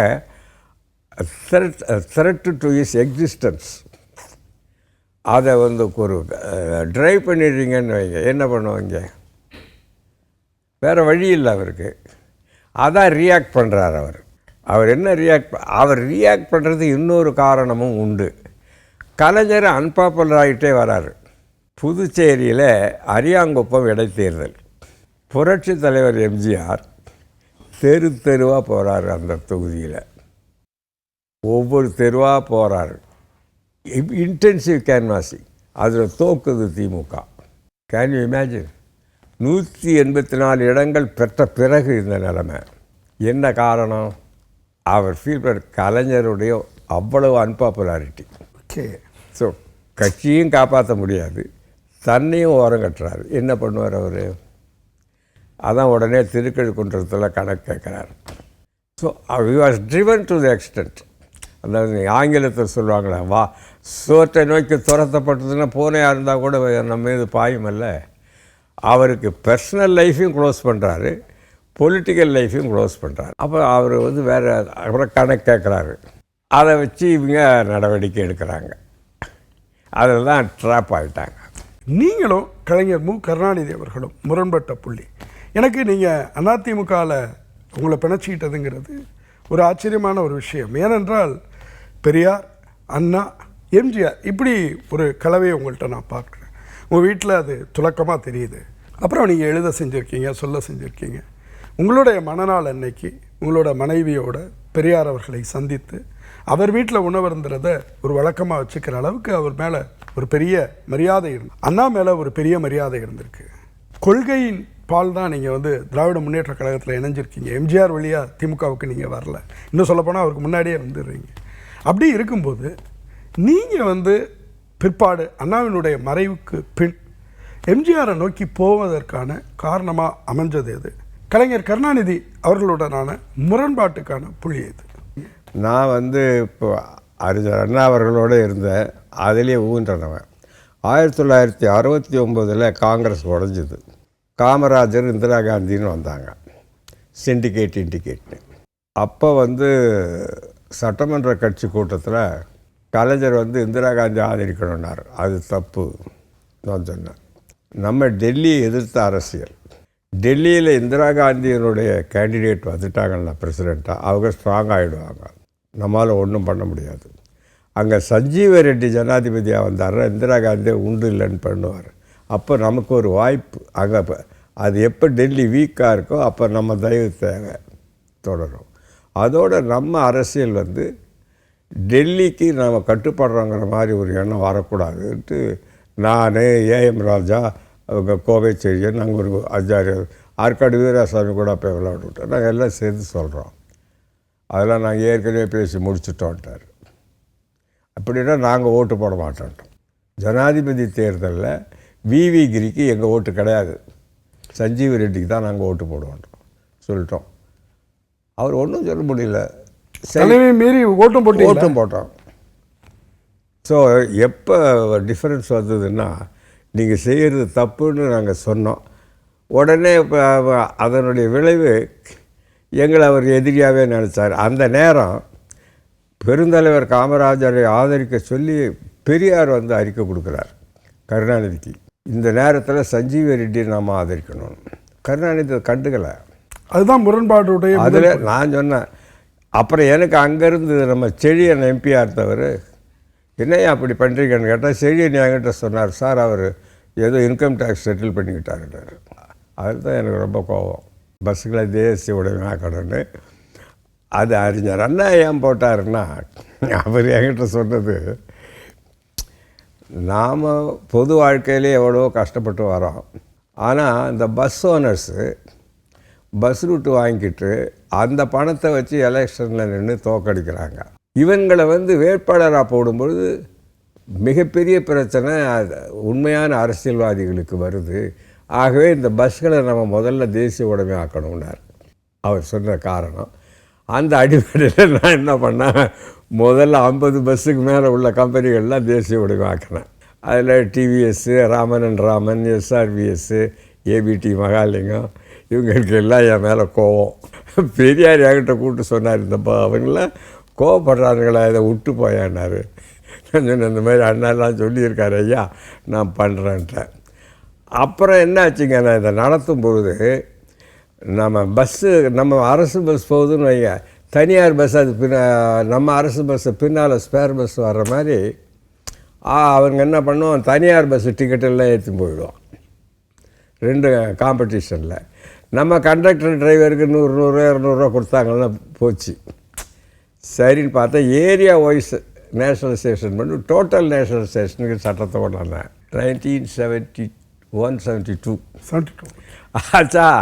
இந்த பஸ் ஓனர்கள்லாம் சேர்ந்து என்ன பண்ணாங்க, கலைஞரை போய் பார்த்தாங்க. அப்போ சீஃப் ஜஸ்டிஸ் வீராசாமி சட்டத்தை எங்கே நிறைவேற்றிட்டு அவர்கிட்ட சொல்லி செல்லாதுன்னு அடிச்சிட்டாரு கலைஞர். ஆனால் நான் பஸ் நடத்தும் பொழுது அபரிமிதமான லாபம். அது பூரா கார்ப்பரேஷன் டேக்ஸாக டெல்லிக்கு போகுது. நான் வந்து இங்கேருந்து பாம்பே போய் பல்கிவாலா இருந்தார் பாருங்கள், நம்ம லீடிங் லாயர், அவருக்கு வேண்டியவர் இங்கே நம்ம சென்னையில் ஒருத்தர் இருந்தார். அவர் மூலமாக போய் அவர் மீட் பண்ணி இந்த மாதிரி நிறைய ப்ராஃபிட் வருது, எல்லாம் சென்ட்ரல் கவர்மெண்ட்டுக்கு போயிடுதுங்கன்னு சொன்னேன். அவர் என்ன சொன்னார், அதுக்கு அவாய்ட் பண்ணுறதுக்கு ஒரே வழி தான், பஸ் கம்பெனி எல்லாம் சேர்ந்து ஒரு ட்ரஸ்ட் ஃபார்ம் பண்ணிவிடுங்க. அந்த ட்ரஸ்ட் ஃபார்ம் பண்ணிவிட்டால் கார்ப்பரேஷன் டேக்ஸ் கட்ட வேண்டியதில்லை, வேறு ஒன்றும் இதுக்கு வழி இல்லை அப்படின்னாரு. இன்னொன்று செய்யலாம், டிப்ரிசியேஷன் 30% உண்டு, சேசி வாங்கலாம். வருஷ கடைசியில் ஒரு 500 சேசி பஸ் சேசி வாங்கினீங்கன்னா அது 30% கழிவு கணக்கு காட்டி அந்த ப்ராஃபிட்டை குறைச்சி காட்டலாம் அப்படின்னு சில சொல்லுறாரு. சரிங்கன்னு சொல்லிட்டு வந்து அப்புறம் அதில் அப்படி லாபத்தில் நடத்தணும். அப்போது கலைஞரோட எனக்கு என்ன ப்ராப்ளம்னா, அவர் வந்து சில கம்ப்ளீட்டாக பர்சனல் ஆக்கிட்டார். இப்போ பார்ட்டி ஃபண்டு ரைஸ் பண்ணோம், நான் அவர்கிட்ட சொன்னேன் ஒவ்வொரு டிபார்ட்மெண்ட்லேயும் சொல்லுங்கள் நாங்கள் ரைஸ் பண்ணி தரோன்ட்டு. அது அவர் he kept it as is private secret. அதனால் அவங்களுக்கு செய்ய வேண்டிய சில ஆப்ளிகேஷன்ஸ் வர்ற பொழுது அவர் எங்களை நாடுற பொழுது நாங்கள் முடியாதுன்னு சொல்கிறோம்னா கோபம் வந்துடும். உதாரணமாக டிரான்ஸ்போர்ட்டு என்கிட்ட இப்போ பஸ் ஓனர்ஸு நார்மலாக எல்லா கட்சிக்கும் தேர்தல் நிதி கொடுப்பாங்க. அது எனக்கு தெரியாது, இவர் மட்டும் தேர்தல் நிதி வாங்கிட்டாரு எனக்கு தெரியாது. பஸ் கட்டணத்தை உயர்த்துங்கள்னு எனக்கு ஃபைல் வருது. நான் ஏற்கனவே லாபம் அதிகமாக வருது, நான் பல்கிவாலாக்கிட்ட போயிட்டு வரேன், ஏன் பஸ் கட்டணத்தை உயர்த்தணும்னு கேட்குறேன். இல்லைக்கா முதலமைச்சர் சொன்னாருங்கிறான், நான் உயர்த்த முடியாது, நீ வேணால் இலாக்காவை மாற்றிக்க சொல்லு, வேறு மந்திரி கையெழுத்து போட சொல்லி, நான் போட மாட்டேன்னு சொல்லிட்டேன். அப்புறம் என்கிட்ட இருந்த போக்குவரத்து துறையை ராஜாராமுக்கு மாற்றி அவர் அவனை கட்டணம் உயர்த்த சொல்லி கையெழுத்து போட்டான். சரி, நீங்கள் சொல்கிறத பார்த்தா எம்ஜிஆர் அதிமுக ஆரம்பிக்கிறதுக்கு முன்பே உங்களுக்கு தனிப்பட்ட வகையில் கலைஞர் மு கருணாநிதி அவர்களோட முரண்பாடு தொடங்கிடுச்சு. ஆனால் 1972 எம்ஜிஆர் அதிமுகவை ஆரம்பிக்கும் போது நீங்கள் அவரோட போகல. நீங்கள் 1977 தான் போய் அவரோட சேர்றீங்க. அதுக்கு பின்னாடி அவருடைய நெருக்க சகாவா அமைச்சரவையில் இடம்பெற்றுறீங்க. இடம்பெற்ற காலகட்டத்தில் ஏன் திமுகலேயே நீடிச்சிங்க, ஏன் அதிமுகவுக்கு போகலை? அதாவது என் கூட இருந்த SD சோமசுந்தரம், இப்போ நாங்கள் ஒரு குரூப்பு, மதியழகர், அப்புறம் KA கிருஷ்ணசாமி, கோவை சரியா, நாங்கள்லாம் ஒரு செட்டு. என்னை விட்டுட்டு இவங்க எல்லாம் போயிட்டாங்க. நான் சொன்னேன் நானும் வரேன் கேளுப்பா அவர் தலைவரான்னு. அவங்க போய் கேட்டாங்க, நம்ம பங்குக்கு அவர் கேபினெட்டில் இருக்கட்டும், நாமளும் சேர்ந்து தானே அந்த கவர்மெண்ட் வந்தது, அவர் ஏன் இப்போ இங்கே வரணும், அவர் நாங்கள் கேபினெட்டில் இருக்கட்டும் அப்படின்ட்டாரு. SDS உங்களுக்கு இங்கே இருக்க சொல்லிட்டாரு, வேணுன்னப்போ வரலான்ட்டாருன்னாரு. சரின்ட்டு நான் கண்டினியூ பண்ணுறேன். எனக்கு என்ன கொடுமைன்னா, கலைஞரும் என்ன நம்பலை, அவருடைய அமைச்சரவையில் இருக்கிறேன் 72லேருந்து என்ன நம்பலை. எனக்கு வந்து அங்கே போகலை, அங்கேயும் போய் பார்ட்டிசிபேட் பண்ண முடியல, இங்கேயும் என்ன நம்பலை. நான் அப்படியே இந்த என்னது திருசங்கு சொர்க்கம் மாதிரி இருந்த அந்த 5 வருஷம். எம்ஜிஆருக்கு உள்ளபடியே அரசியலில் எது வந்து மைய கனவாக இருந்துச்சு? அவருக்கு ஒரு முதலமைச்சர் ஆகணும், ஒரு பெரிய தலைவர் ஆகணும், அல்லது வந்து தாம் முன்னிலையில் எடுத்து எல்லாத்தையும் நடத்தணும் அப்படிங்கிற மாதிரியான எண்ணங்கள்லாம் இருந்துச்சா ஆரம்பத்துலேருந்தே? நான் பழைய விதத்தில் அவரிடத்துல அந்த ஒரு ஒரு எஜமான மனோபாவம் கிடையாது. நான் முதல்ல சொன்ன மாதிரி அவர் வந்து தன்னை மறக்கவே இல்லை, தன்னுடைய இளமை கால வறுமையை மறக்கவே இல்லை. அது வந்து அவருடைய நினைவில் ஊடலாடிக்கிட்டே தான் இருந்தது. கடைசி வரையிலும் தான் எப்படி இருந்தோங்கிறது அவர் மறந்ததே இல்லை. அந்த மாதிரி மற்றவங்கள் கஷ்டப்படக்கூடாதுன்னு தான் நினச்சார். அதனால தான் நான் சொன்னேன், அவர் ஒரு பொது நிறுவனமானதுக்கே காரணம். நான் பழகின அளவில் அவர் வந்து தான் ஒரு பெரிய தலைவராகணும், தன்னை எல்லாருக்கும் கொண்டாடணும் அப்படின்னு எல்லாம் அவர் நினைக்கல. தன்னால் முடிஞ்சதை நம்ம மக்களுக்கு செய்யணும், முடியலன்னா பரவாயில்ல, அது வேறு. அவர் பெருசாக நம்புறது தன்னுடைய தாயை தான் கடவுளாக நம்பினார். நாங்கள் பல கட்டங்களில் பல ஆபத்துக்களை சந்திச்சிருக்கோம், என் தாய் தான் காப்பாற்றினாள் அப்படின்னு சொல்லுவார். தாயை தான் அவர் கடவுளாக. இப்போ மூகாம்பிகை கோவிலுக்கு போகிறது கூட சொல்லுவாங்க. அதை பற்றி என்கிட்ட சொல்கிற பொழுது அவர் சொன்னது, நான் என்னுடைய தாய் என்னிடம் கடைசியாக கேட்டுக்கொண்டது மூகாம்பிகை கோயிலுக்கு அழைத்து செல்லுனேன். என்னால் அழைத்து செல்ல முடியல, இறந்துட்டாங்க. ஆனால் அவங்க அங்கே தான் இருக்காங்கன்னு நான் நம்புகிறேன். இன்னும் குறிப்பாக சொல்லப்போனால் 1977 சட்டமன்ற தேர்தல் வந்தது. அப்போ எங்களெல்லாம் அழைத்து பேசினார். நாஞ்சில் மனோகரன், கே.ஏ. கிருஷ்ணசாமி, ஆர்.எம். வீரப்பன், எஸ்.டி. சோமசுந்தரம், அரங்கநாயகம், நான் எல்லோரும் ஒரு 8-10 பேர் முக்கியமானவங்க எல்லாரையும் அழைச்சி பேசினார். அவர் சொல்லும்பொழுது, நான் வந்து சினிமா துறையில் இருக்கிறேன், நான் தொடர்ந்து நடிக்கிறேன், நீங்கள் யாராவது முதலமைச்சராக இருங்கள், நான் தொடர்ந்து நடிப்பதன் மூலம் கிடைக்கின்ற வருமானத்தில் கட்சியை நடத்தலாம், நாம் யாரிடமும் கையேந்த வேண்டிய அவசியம் இல்லை. இது நான் சொல்வதுன்னு அவர் சொன்னார். என்ன இப்படி சொல்கிறாரு? நான் மட்டும் அவர்கிட்ட சொன்னேன், ஏன் எங்களெல்லாம் நீங்கள் க்ளோஸ் பண்ணணும்னு நினைக்கிறீங்களா அரசியல்னு? ஏன் அப்படி சொல்கிறீங்கன்னு. புரட்சி தலைவர் எம்ஜிஆர் முதல் மந்திரி ஆகணும்னா தான் உங்கள் தொண்டர்கள் வேலை செய்வான், எலெக்ஷன் நடக்கும், பொதுமக்களை ஓட்டு சாவடிக்கு கூப்பிட்டு வருவான். வேறு யார் முதலமைச்சர் ஆகணும்னு சொன்னாலும் அவன் வீட்டில் படுத்துக்குவான், ஒன்றும் வேலை நடக்காதுன்னா. டெபாசிட்டு கூட நாங்கள் வாங்க மாட்டோம், அதனால் இங்கே எங்களை க்ளோஸ் பண்ணுறதுன்னு முடிவு பண்ண இந்த முடிவு எடுங்கன்னா அவர் அப்படியே அசந்துட்டார். அப்போ அன்றைக்கி வந்து முதலமைச்சர் ஆகணுங்கிற எண்ணம் கூட அவருக்கு இல்லை. இல்லை, இப்படியே சொன்னார், நீங்கள் வந்து நிர்வாகத்தை நடத்துங்க, நீங்கள் எல்லாம் ஏற்கனவே கவர்மெண்ட்டில் இருந்தவங்க, நடத்துங்க போதும்னாரு. ஆனால் எம்ஜிஆர் அவர்கள் மீது இருந்த அரசியல் ரீதியான ஆட்சி ரீதியான மிக முக்கியமான குற்றச்சாட்டுகளில் ஒன்று, அவர் ஒரு அதிகார குவிப்பாளர் அப்படிங்கிறது. தான் தான் எல்லா முடிவுகளையும் எடுக்கிறவராக அவர் இருந்தாருங்கிறது பலர் வெளியில் சொல்லக்கூடிய மிக முக்கியமான ஒரு குற்றச்சாட்டாக இருக்குது. இதற்கு உள்ளே இருந்த நீங்கள் சொல்லக்கூடிய பதில் என்ன? அது ஒன்றும் பெரிய கம்பசூத்திரம் இல்லை. ஒரு நேரத்தில் ஒரு ஜீவோ போட்டார், முதலமைச்சருக்கு வர வேண்டிய கோப்புக்களை எல்லாம் பண்ருட்டி ராமச்சந்திரனுக்கு அனுப்புங்கள்னு ஜீவோ போட்டார். இதுதான் அதிகாரம் குவித்து வச்சிருக்கிற ஆசையா? அப்போ ஒரு கோப்பு என்கிட்ட வந்து, நான் வந்து பாவு சண்முகம் ஹெல்த் மினிஸ்டர், அவர் ஏதோ ஒரு டாக்டருக்கு எக்ஸ்டென்ஷன் மதுரையில் ஏதோ கொடுக்கறதுக்கு ஃபைல் அனுப்பியிருந்தார். நான் அதெல்லாம் படித்து பார்த்துட்டு அது சரியில்லைன்னு எனக்கு தோணுச்சு, நான் முடியாதுன்னு போட்டேன். அவருக்கு பாவு சண்முகத்துக்கு என் மேலே கோவம். அவர் உங்களுக்கு சீனியர் வேறு இல்லை? ஆமாம், சீனியர். இவர் நேற்று இவர் வந்து என் ஃபைல் இப்படி கையெழுத்து போட்டாரன்ட்டு நேராக போய் புரட்சி தலைவர்கிட்ட, நீங்கள் உங்கள் முதல் மந்திரி அதிகாரத்தெல்லாம் பண்ருட்டிக்கிட்ட கொடுத்தீங்க, நான் போட்ட ஃபைலை ரிஜெக்ட் பண்ணின்றாரு. சரின்ட்டு அந்த ஃபைலை கால் ஃபார் பண்ணார், படித்து பார்த்தாரு, பண்ருட்டியார் போட்ட ஆர்டர் தான் சரின்ட்டார். அதிகாரத்தை அவரே வச்சுக்கிறாருன்னா என்கிட்ட ஏன் கொடுத்தாரு? இல்லை, பைத்தியகாரத்தான், அதில் விவரம் தெரியாதவங்க சொல்கிறது. சாதாரணமாக தலையிடவே மாட்டார். இப்போ அரங்கநாயகம் கல்வி மந்திரியாக இருந்தார், அண்டே ஹெல்த் மினிஸ்டராக இருந்தார், வீரப்பன் செய்தி விளம்பரத்துறை மந்திரியாக இருந்தார், எஸ்.டி. சோமசுந்தரம் ரெவென்யூ மினிஸ்டராக இருந்தார். தலையிடவே மாட்டார். அதெல்லாம் இந்த ஃபைல் இந்த வருதுன்னு இப்போ நான் தொடர்ந்து மந்திரியாக இருந்தேன். ஒரு நாள் கூட என்கிட்ட கூப்பிட்டு ஒரு ஃபைல் இப்படி போடுக்குன்னு சொன்னதே கிடையாது. அவர் வந்து பாலிசி மட்டும்தான் பார்ப்பார், மற்றது எதையும் பார்க்க மாட்டார். நான் சொன்ன மாதிரி ஒரே மூல மந்திரம், நாங்கள் பட்ஜெட் போடும்பொழுது கூட அப்போ எல்லோரும் மந்திரிகளும் எல்லாரும் உட்காந்து பேசுவோம். நம்ம இங்கே பட்ஜெட் போட்டுறோம், பற்றாக்குறை ஏற்பட்டால் வரி போடுறோம், கடன் வாங்குகிறோம்.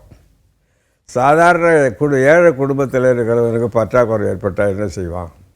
பட்டி கிடப்பான். ஆகவே நம்ம போடுற பட்ஜெட்டு சாதாரண மக்களுடைய வாழ்க்கை எப்படி பாதிக்குதுங்கிறத மையமாக வச்சு தான் இங்கே பட்ஜெட் போடணுமே தவிர, அதுதான் நமக்கு கைடிங் ஸ்டார்.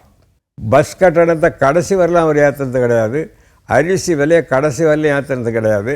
அதிகாரிகள் கொண்டாந்து ஃபைல் வைப்பாங்க, அவர் என்னை பார்த்து ஒரு நம்பிட்டு சிரிப்பார் வருது அப்படின்ட்டு. அமைச்சரவையில் கவர்மெண்ட் நடத்தினா இல்லையா, நடத்தாட்டா என்ன, அவன் நல்லா இருக்கணும்ல, அதுதான் அவருடைய லட்சியம். நான் பார்த்த அளவில் அவர் வந்து மக்கள் நிம்மதியாக இருக்கணும், நல்லா இருக்கணும்.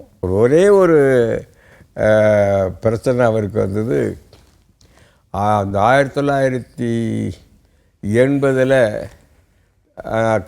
ஆட்சி நீக்கப்பட்டது. அப்போ ரொம்ப பணத்துக்கு கஷ்டப்பட்டோம், செலவுக்கே பணம் இல்லை. சத்யா ஸ்டூடியோவை அடமானம் வைத்தார். 1977 80 ரொம்ப ஸ்ட்ரிக்ட்டு.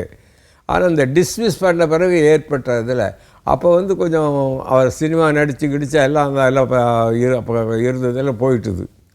கட்சியில் இருந்தது செலவு பண்ணக்கூடிய பணம் 1980 திடீர்னு டிஸ்மிஸ் பண்ணபொழுது ஒன்றுமே இல்லை. 3 தேர்தல் அவருடைய செலவில் தான் நடக்குது இல்லை? ஆமாம், ரொம்ப பயந்தார். அந்த தேர்தலில் தோற்றிருந்தோம்னா சுத்தமாக காணாமல் போயிருப்போம். அதுக்கு பிறகு தான் ஒரு முடிவு எடுத்து சில தொழிலதிபர்களை ஊக்குவிப்போம்,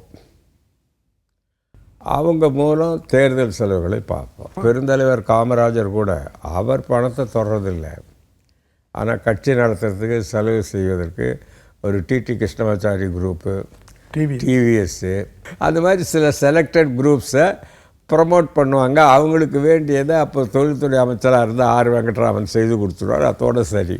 அவங்க எதையும் தொடர்றதில்லை, செலவுக்கு தேவை. அதே மாதிரி இப்போ புரட்சித் தலைவர் எம்ஜிஆர் அதுக்கப்புறம் என்ன பண்ணார், இப்போ இந்த ராமசாமி உடையார், ஏசி முத்தையா, அப்புறம் இன்னும் சில பேர், அந்த மாதிரி ஒரு 3-4 பேரை தயார் பண்ணி விட்டார் செலவுக்கு. நாங்கள் 1984 பிறகு 1980 பிறகு நடந்த தேர்தல்களில் அவங்கள பயன்படுத்தினோம், அவ்வளோதான். அதுலேயும் அவர் வந்து 1 ஏக்கர் நிலம் வாங்கினாருன்னா, 1 சென்ட்டு ஒரு இடத்த இடம் வாங்கினாருன்னா ஒன்று கிடையாது. அவர் உழைத்த காலத்தில் என்ன சம்பாதிச்சாரோ அதான். அதுக்கப்புறம் ஒன்றுமே அது அவங்க நிதி கொடுத்தா கூட தனி ஆளில் வச்சுடுவார். கலைஞர் கருணாநிதி அவர்களை ஒரு கட்சி தலைவராக அவருடைய திறன் அப்படிங்கிறது இன்றைக்கும் நாடறிந்த ஒரு விஷயம். கிட்டத்தட்ட ஒரு 1/2 நூற்றாண்டு காலம் ஒரு கட்சியை தன் கையில் வச்சுருந்தவர் அவர். அப்படிப்பட்ட ஒருத்தரை வந்து எம்ஜிஆர் போன்ற ஒருவர் அவருடைய காலகட்டத்தில் கடந்து நிற்கிறார். கிட்டத்தட்ட ஒரு 10 ஆண்டு காலம் தொடர்ந்து 3 தேர்தல்களை ஜெயிக்கிறார். இது ஒரு சாதாரணமான விஷயம் இல்லை. அப்படின்னா எம்ஜிஆர் வந்து வெறும் புகழ், செல்வாக்கு இதை மட்டுமே வச்சு ஜெயிச்சார் அப்படின்னு அதை புரிஞ்சிக்க முடியலை. அதற்கு மேலே வந்து அவருக்கு கட்சியிலையும் ஆட்சியிலையும் நிர்வாகம் சார்ந்து ஆழமான புரிதல்களும் ஆழமான சூட்சமங்களும் தெரிஞ்சிருந்திருக்கணும். அப்படின்னு சொன்னால் ஒரு கட்சி தலைவராக அவர் எப்படி செயல்பட்டார், எந்த அளவுக்கு அரசியலை நுட்பமாக அவர் கையாண்டார் அப்படின்னு நீங்கள் சொல்லலாமா? அதாவது புரட்சித் தலைவர் எம்ஜிஆரே என்கிட்ட சொல்லுவார், சினிமாவில் கதை எழுதிக்கிட்டே வருவார் கலைஞர், அந்த கதையை எப்படி முடிக்கிறதுன்னு தெரியாது. என்கிட்ட கேட்பார், நான் அந்த மாதிரி முடித்தா சரியாக இருக்கும்னு சொல்லுவேன் பாரு. அதனால் அவருக்கு ஒன்றும் தெரியாதுன்னு அர்த்தம் இல்லை, அரசியல் நல்லா தெரியும். அவர் நான் சொன்ன மாதிரி அந்த ஏழை எளிய மக்கள், உழைக்கிற மக்கள், அவர்கள் மீது ஒரு அளவு கடந்த பற்று, அவங்க தான் நம்மளுக்கு எல்லான்ட்டு, அதுதான் அவருடைய மூலபலம். ஒரு ஆட்சி தலைவராக எம்ஜிஆருக்கு என்ன விதமான நோக்கம் இருந்துச்சு? அதாவது இப்போ கலைஞர் மு கருணாநிதி அவர்களை எடுத்துக்கிட்டோம் அப்படின்னு சொன்னால் அவருடைய ஆட்சியினுடைய மைய சக்தி அது அவரே பல சந்தர்ப்பங்களில் வெளியில் வச்சுருக்க கூட பல்வேறு விதமாக அதை நம்ம சொல்ல முடியும். மாநில சுயாட்சி, மத்தியில் கூட்டாட்சி, இப்படி எவ்வளோ விஷயங்கள் சொல்ல முடியும். அப்படி எம்ஜிஆருடைய மைய சக்தியாக எது இருந்ததா நீங்கள் சொல்வீங்க? அவருடைய ஆட்சியினுடைய மைய நோக்கம் என்னவா இருந்துச்சு? 3 ஆஸ்பெக்ட் சொன்னேன் உங்களுக்கு. ஒன்று அவர் பொதுவாக எல்லாருக்கும் இது பண்ணுவார். இன்னொன்று சிறப்பாக ஏழைகளுக்கு செய்யணும்னு நினைப்பார். அதுதான் தன்னுடைய மிஷன் நினைப்பார். அந்த மாதிரி. அடுத்தது பார்த்திங்கன்னா, இந்த பிரிவு உணர்ச்சியை ஒத்துக்க மாட்டார். ரொம்ப கோவப்படுவார். நான் அதுக்கு ஒரு உதாரணங்கள் சொல்கிறேன். இப்போ கும்பகோணம் ராதா இருந்தார், அவர் மந்திரி ஆக்கினார். அவங்க சௌராஷ்டிரா சமூகம் எவ்வளோ பேர் இருக்காங்க. ராதா கூடவே இருக்கிறாரு ஆரம்பத்திலேருந்து, அதனால் மந்திரி ஆக்குறாரு. ஹீராச்சந்து ராஜஸ்தான்காரர். அவர் காங்கிரஸில் சேர்ந்தார். திண்டிவனம் அவரை ராஜ்யசபா எம்பி ஆக்கினார். நான் கடலூர் மாவட்ட செயலாளராக ஆக்கினேன். அங்கே உள்ள வன்னியர்களை எதிர்த்து மாவட்ட செயலாளர் எலெக்ஷனில் ஜெயித்தார். அப்புறம் ஹுக்கும் சந்த் மதுராந்தகம். நான் அந்த பிக்கானீர் அவர் ஊர். ஹீராச்சந்திரன் நாங்கள் எல்லாம் அழைச்சி போயிருக்கிறாரு. ஸோ அவர் அது வேடிக்கை என்னென்னா, அதே ஹீராச்சந்தை வச்சு ராஜ்யசபாவில் இந்தியை எதிர்த்து பேச வச்சார். அங்கே இருக்கிறவங்களாம், என்னையா நீ இந்தியார, நீ எங்கே இந்தியை எதிர்த்து பேசுறியேன்னு. அவருடைய தாய்மொழி இந்திய தமிழ்நாட்டில் நீங்கள் திணிக்கக்கூடாதுன்னு அவரை வச்சு பேச வச்சார். ரொம்ப பிரமாதமான டிப்ளமசி. அதே மாதிரிங்க ராஜாஜோட இருந்தார் டாக்டர் ஹண்டே. அவரை புரட்சித் தலைவர் எம்ஜிஆர் சேர்த்தார், மந்திரி ஆக்கினார், எல்லாம் பண்ணாரா. அவர் ஜாதி மதம் என்னன்னு வச்சு பிரியறதை ஒத்துக்கவே மாட்டார். திறமை இருந்தால் யார் இருந்தாலும் அவளுக்கு இதாக இருப்பார். ஸோ பொதுவாக பெரியவங்களை மதித்து பாராட்டுறது, பெருந்தலைவர் காமராஜர், கிருபானந்த வாரியார், அந்த மாதிரி அது ஒரு லைன் வச்சுக்குவார். ரெண்டாவது தனக்குன்னு ஒரு கான்ஸ்டியூன்சி ஏழைங்க. மூணாவது அவங்க எந்த ஜாதி எந்த மதம்னு பார்க்க மாட்டார், எந்த இனம் என்ன அதை பார்க்க மாட்டார். இது 3 ஆஸ்பெக்டும் அவருடைய லைஃப். அதிகாரிகளை தேர்ந்தெடுக்கும் போது என்ன மாதிரியான பேராமீட்டர் அவர்கிட்ட வேலை பண்ணும்? அவர் மெயினாக பார்க்குறது லாயல்ட்டி தான். விசுவாசத்தை பார்ப்பார், அப்புறம் திறமையை பார்ப்பார். திறமைக்கே முன்னுரிமைன்னு கொடுக்க மாட்டார். விசுவாசமும் முக்கியம்.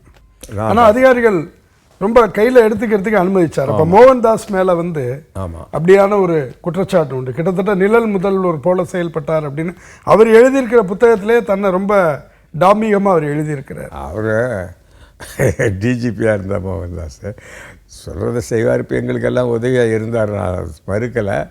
ஆனால் கொஞ்சம் அவர் ரொம்ப அதீதமாக தன்னை செய்துக்குவார்.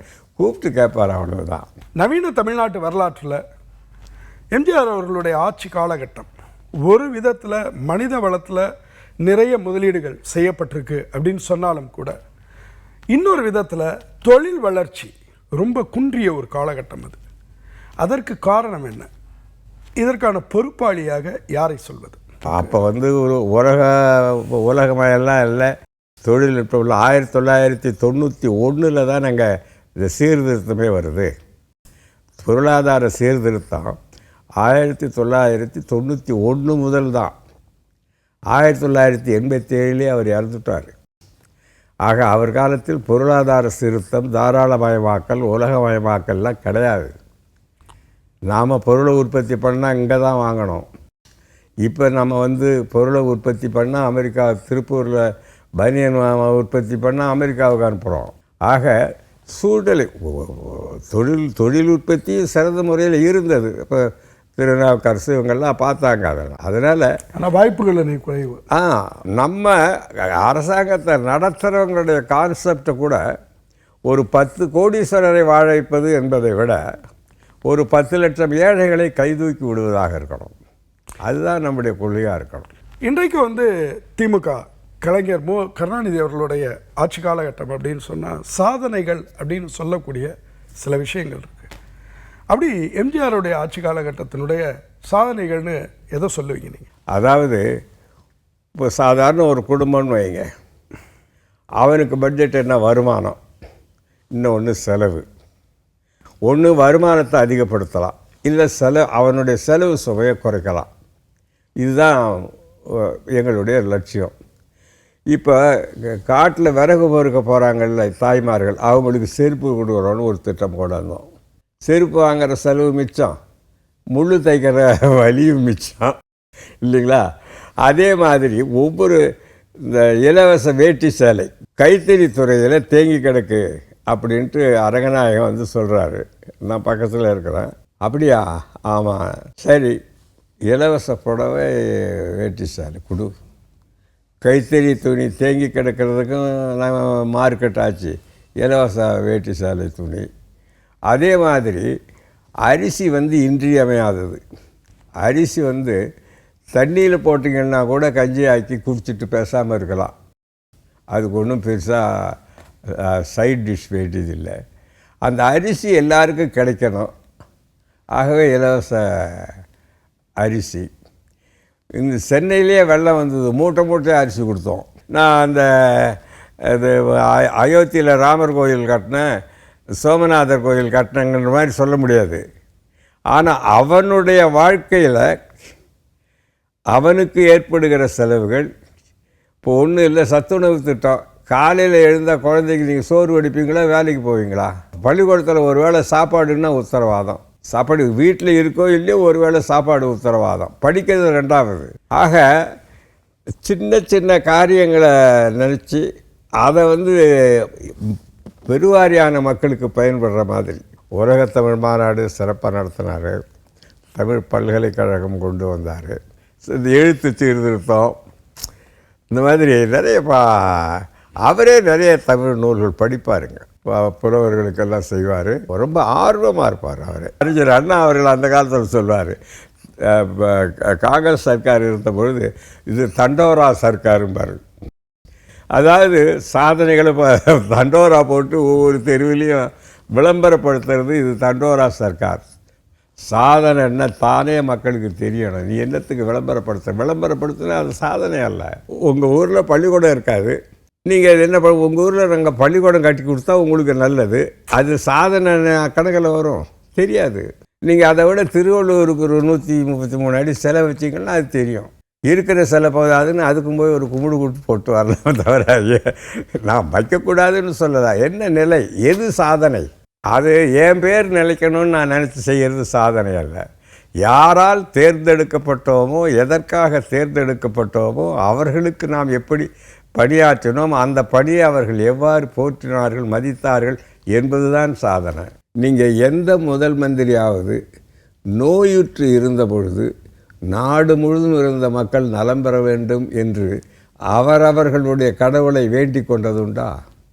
நம்ம பார்த்துருக்கிறோமா வரலாற்றில்? எந்த சீஃப் மினிஸ்டராவது? அது மட்டுமல்ல, அவர் இறந்து விட்டார் என்று வதந்தி பரப்பப்பட்ட பிறகும் கூட அவருக்குத்தான் வாக்களிப்போம் என்று வெற்றி பெற வைத்தது உலக வரலாற்றில் உண்டா? இதீசாரால் நம்ம பார்த்தோங்க, கண்ணால் பார்த்தோம். ஒரு மக்களுக்கு சேவை செய்கின்ற ஒரு முதல் மந்திரியோ பிரதமரோ யாரால் மதிக்கப்பட வேண்டும்? அந்த மக்களால் மதிக்கப்பட வேண்டும். புரட்சித் தலைவர் எம்ஜிஆரை பொறுத்தவரையில் மதிக்கப்படுவது மட்டுமல்ல, துதிக்கப்பட்டார். நான் ஆச்சரியப்பட்டேன். காமராஜர் அவர்கள் நல்ல தலைவர், பெருந்தலைவர், பெரும் பொறுப்பு வகித்தவர். அவரே படுத்துக்கொண்டே ஜெயிப்பேன் என்றார். 1967 ஜெயிக்க முடியல. ஆனால் படுத்தது மட்டுமல்ல, செத்தே போனார்னு இல்லை அங்கே வதந்தி பரப்பினார்கள். செத்தாலும் பரவாயில்லன்னு ஓட்டு போட்டாங்களா? அண்ணாவினுடைய அரசியல் ஏற்கனவே நம்ம குறிப்பிட்டபடி அது கூட்டாட்சியில் நிலை கொண்டது. இன்னும் சொல்லப்போனால் தமிழருடைய உரிமை, தமிழருடைய ஆட்சிமை அதில் நிலை கொண்டது. பிற்பாடு அண்ணாவினுடைய பெயரால் கட்சி ஆரம்பித்த எம்ஜிஆர் அவர்கள் இந்த விஷயத்தில் எந்த அளவுக்கு அக்கறை காட்டினார்னு நீங்கள் சொல்வீங்க? ஒரு முறை நாங்கள் கேரளா காங்கிரஸ் சார்பில் அவருடைய ஃபவுண்டர் ஜார்ஜ்னு நினைக்கிறேன், அவருடைய சிலை திறப்புக்கு கோட்டையுமா இங்கே போனோம், அவரும் நானும். அங்கே எல்லாம் வரவேற்பு எல்லாம் முடிஞ்சு நாங்கள்லாம் பேசிட்டு இவர் திறந்து வச்சு உரையாற்றணும். புரட்சித் தலைவர் எம்ஜிஆர் இவர் தமிழில் பேச ஆரம்பித்தார். அங்கே இருக்கிற மக்கள்லாம் நீங்கள் மலையாளத்தில் பறைஞ்சிக்கோ பேசுங்கன்னாங்க. நிறுத்திட்டு, நான் மலையாளியாக பிறந்தேன், என்னை வளர்த்திங்களா வாழ வச்சிங்களா, எனக்கு எப்படி மலையாளம் தெரியும் அப்படி கேட்டார். அதெல்லாம் ஸ்டன் ஆகிட்டான். என்னை வளர்த்ததும் வாழ வைக்கிறதும் தமிழ்நாடு தான், தமிழ் தான் எனக்கு தெரியும், தமிழில் தான் பேசிட்டார். அதாவது மாநில அரசுகளின் கருத்துக்கள் அதனுடைய உண்மைத்தன்மையை உணர்ந்து கொண்டு செயலாற்றக்கூடிய சூழ்நிலையை மத்திய அரசு ஏற்படுத்துவதில்லை. நான் செய்கிறபடி செய்வேன், நீ சொல்கிறபடி சொல்லிட்டு போ. இப்போ கச்சத்தீவை சொல்கிறாங்களே, கருணாநிதி முதலமைச்சர் செக்ரட்டேரியட்டில் உட்காந்துருக்கோம். அப்போ கேவல் சிங்குன்னு நினைக்கிறேன், இந்திய அரசினுடைய வெளியுறவுத்துறை செயலாளர். உங்கள் மாதிரி கலைஞர் உட்காந்துருக்கார், இந்த பக்கம் மாதம் அமைச்சர் இருக்கார், நான் இருக்கேன். கேவல் சிங் அங்கேருந்து வந்து கச்சத்தீவு வந்து இலங்கைக்கு கொடுக்க போகிறோம் அப்படின்னாரு. அதை நாங்கள் ஏற்றுக்க முடியாதுங்கிறார் கலைஞர். உங்ககிட்ட சொன்னாங்களே தவிர உங்கள் சம்மதத்தை கேட்கலட்டான். இப்படி சொன்னான். நீங்கள் என்ன, நீங்கள் இப்போ ஆர்ப்பாட்டமோ எதை வேணாலும் பண்ணிங்க, நீங்கள் இப்போ சட்டமன்றத்தில் தீர்மானம் சர்வ கட்சியெல்லாம் போட்டு எல்லாம் பண்ணோம். இப்படியே சொன்னான். உங்கள் சம்மதத்தை கேட்க வரலைங்க, உங்கள்கிட்ட இன்ஃபார்ம் பண்ண சொன்னாங்க. அப்போ என்ன அர்த்தம் நம்மளுக்கு? இதனால தான் அப்போ என்ன பண்ணாங்க, ராமகிருஷ்ண ஹெக்டே கர்நாடகாவில், ஆந்திராவில் NT ராமராவ், அப்புறம் நாங்கள் எல்லாம் போய் மாநாடு நடத்துகிறோம். அதில் வர்றவங்க அவங்களுக்கு ஒரு இன்ட்ரெஸ்ட்டில் போயிடுறாங்க, அப்புறம் அது ஒன்று சேர மாட்டேங்கிறாங்க. இந்திரா காந்தி ஆனால் கருணாகரனை வந்து அதில் சேரக்கூடாதுன்னு சொல்லிடுறாங்க இல்லையா? ஆமாம். அதனால் அந்த தென்னிந்திய கவுன்சிலில் கருணாகரன் கேரளா மட்டும் இருக்காது. அதான் அது எதுக்கு சொல்ல வரேன்னா, அது வந்து எம்ஜிஆரோட ஐடியா தான் இல்லை? ஆமாம். எதுக்கு சொல்ல வரேன்னா, அவர் இன்னொன்றே சொன்னார், பிரதம மந்திரி ரொட்டேஷனில் விடணுன்னார். அதாவது பிரதம மந்திரி ஒவ்வொரு ஸ்டேட்டுக்கும் கொடுக்கணுன்னாரு. ஏன்னா இவங்களே வச்சுக்கிறாங்க, அந்த உத்தரப்பிரதேசம் அந்த டெல்லிக்காரங்களே இந்திக்காரங்களே வச்சுக்கிறாங்க. ஒவ்வொரு மாநிலத்துக்கும் ரொட்டேஷனில் ஒரு குறிப்பிட்ட காலத்தில் வரணும். அதாவது 5 வருஷத்துக்கு இந்த வெஸ்ட் பெங்கால்னா 5 வருஷத்துக்கு ஆந்திரா, இந்த மாதிரி ரொட்டேஷனில் வரணும். அந்த மாதிரி சட்டத்தை போடணுன்னாரு. அதாவது இப்போ நம்ம ஜனநாயக முறையில் நிறைய மாற்றங்களை சொன்னார். திமுக அதிமுக இணைப்பு இருக்கு இல்லையா, அந்த முன்னெடுப்பு நடந்தப்ப வேணாம் அப்படின்னு எம்ஜிஆர் கால் எடுக்கிறதுக்கான முக்கியமான காரணங்களில் ஒருத்தர் நீங்கன்னு சொல்லி கலைஞர் அதுக்கு என்ன வில்லன்னு அவர் சொல்லிட்டு போயிடுறார். எப்பொழுதுமே ஒரு கட்சியில் பொதுவாக பிளவுன்னு ஏற்படுகிற பொழுது அது மேல் மட்டத்திலேயே ஓரளவில் நிற்கிற பொழுது அது ஓட்டுறது சுலபம். கீழ்மட்டம் வரையும் போயிட்டுதுன்னு வைங்க, அதுக்கு மிக கடினம். ஏன்னா கீழே இருக்கிற தொண்டர்கள் பிரிஞ்சிடுறாங்க. உதாரணத்துக்கு திராவிட முன்னேற்ற கழக கிளையில் ஒரு செயலாளர் இருப்பார் ஒரு ஊரில், அவருக்கு டீ வாங்கி வந்து கொடுக்குற நிலைமையில தான் இருந்திருப்பான் அதிமுக கிளை செயலாளர். அவன் வந்த பிறகு அவன் அதிமுக கிளை செயலாளராக இருப்பான். நம்ம மேலே வந்து இப்போ கலைஞரோ புரட்சி தலைவரோ ஒன்று சேர்ந்துக்கலாம் ஈஸியாக, அவன் சேர முடியாது. அவன் வந்து இவனை மதிக்க மாட்டான். இவனுக்கு அதோட இன்ட்ரெஸ்ட் போயிடும். ஒன்று கட்சி விட்டு போவான், இல்லைன்னா வேறு கட்சி போயிடும். நான் அதை தான் தலைவர்கிட்ட சொன்னேன். நம்ம சேரலாங்க, நம்மெல்லாம் வந்து விவரமானவங்க, நம்ம எல்லாத்தையும் ஏற்றுவோம். கீழ்மட்டத்தில் அடிச்சிருப்பான், உதச்சிருப்பான், அவன் மேலே கேஸை போட்டிருப்பான். அப்போ அவங்க பவரில் இருந்த பொழுது என்னென்ன கொடுமை செய்திருப்பானோ அவளையும் அனுபவிச்சிருப்பான். அவன் குடும்பத்தை வாழ விட்டுருக்க மாட்டான். அவனை நீங்கள் இன்றைக்கி அவன் கீழே போயிருங்கன்னா எப்படி போவான்? நடைமுறைக்கு ஒவ்வாதுன்னு சொன்னாங்க. உடனே கேன்சல் பண்ணிட்டார்.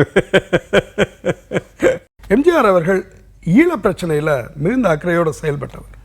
அந்த காலகட்டத்தில் இந்த விவகாரத்தை எம்ஜிஆர் அரசு சார்பில் கையாண்டவர்களில் முக்கியமான ஒருத்தர் நீங்கள். அதில் எந்த அளவுக்கு அவருடைய அக்கறை இருந்தது, எங்கே தப்பு நடந்தது? அதாவது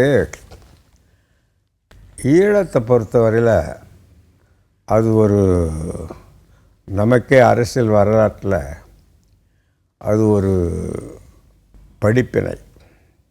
நானும் அதனோட தொடர்பு நான் சொல்கிறேன். சம வாய்ப்பு என்பது எவ்வளோ முக்கியம்னு. ஒரு நாட்டில் உள்ள ஒரு குடிமகன் தன்னுடைய பிறப்பின் காரணமாகவோ அல்லது பொருளாதாரத்தின் காரணமாகவோ புறக்கணிக்கப்பட்டோம் என்கின்ற உணர்வு வருமானால் அது மிக பெருந்தீயாக மாறும். தந்தை செல்வா சரியான பாயிண்ட்லாம் சொன்னார். முதல்ல இது ஒரு ஃபெட்ரல் கவர்மெண்ட் ஆகுங்க, எங்கள் காரியங்களை நாங்கள் பார்த்துக்குறோம், நீங்கள் சென்ட்ரல் கவர்மெண்ட்டை வச்சுங்க, நாங்கள் உங்களை தொல்லை பண்ணல. ஒத்துக்கலையே. அப்போ வந்து ஸ்ரீமாவ பண்டாரநாயகா புதிய அரசியல் சட்டம் போடுறான். போய் எங்களுக்கு சமம்னு கொடுக்க முடியாதுன்றது சம உரிமை. அதில் தான் இந்த புத்திசம் அஃபிஷியல் ரிலிஜனாக வருது.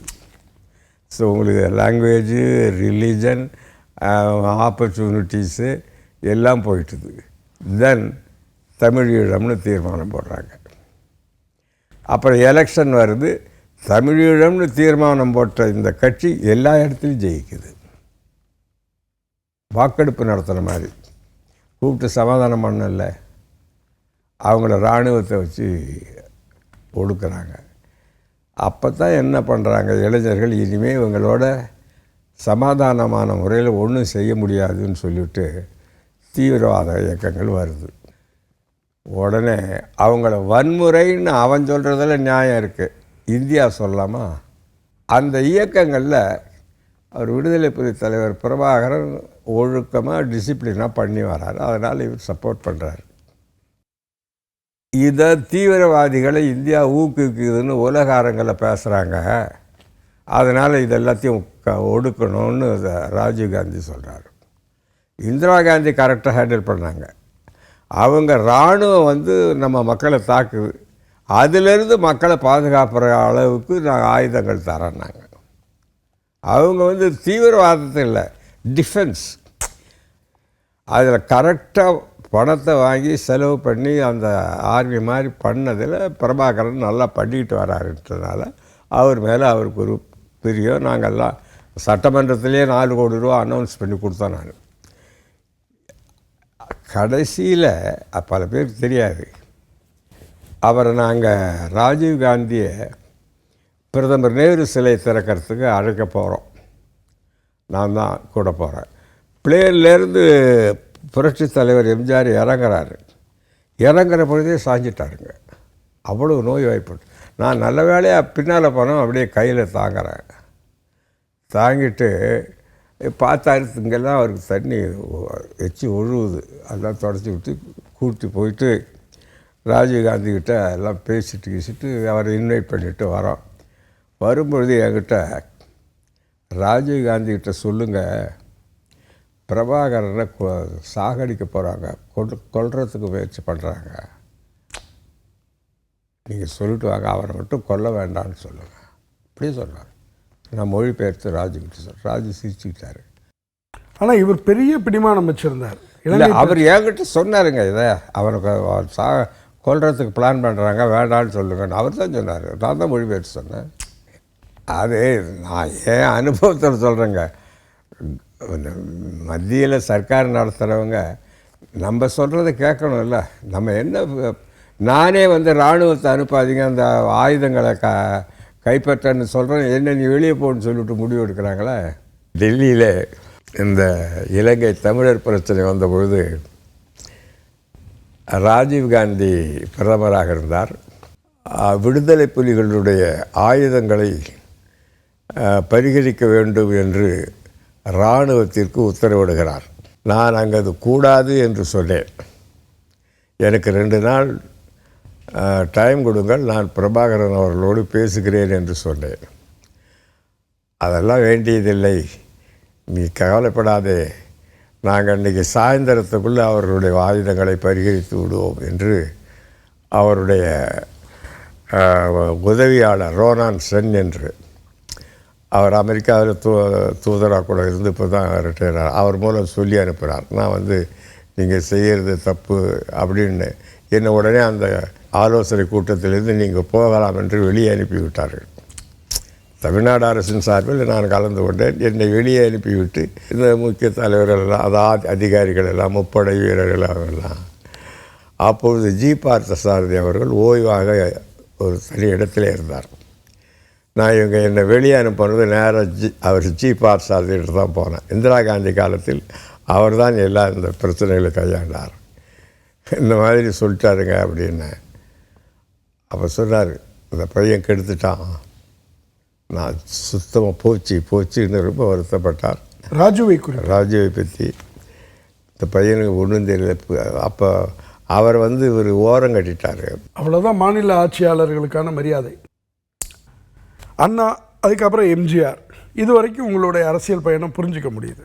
எம்ஜிஆர் அவர்களோட மறைவுக்கு பிறகு பாட்டாளி மக்கள் கட்சி, அப்புறம் தேமுதிக, அப்புறம் திருப்பி அதிமுக, இதை எப்படி புரிஞ்சுக்கிறதுன்னு எனக்கு தெரில. எம்ஜிஆர் மறைவுக்கு பிறகு நான் என்ன நினச்சேன், மாஸ் லீடர் இருந்தவங்க ஜெயலலிதா தானே, அவங்க ஜெயலலிதா வந்து இப்போ பொதுவாக நான் சொன்னால் கேட்டுக்கிட்டு இருந்தாங்க. சசிகலா குடும்ப சமேதராக அந்த ஜெயலலிதா அம்மா வீட்டுக்கு வந்துட்டாங்க,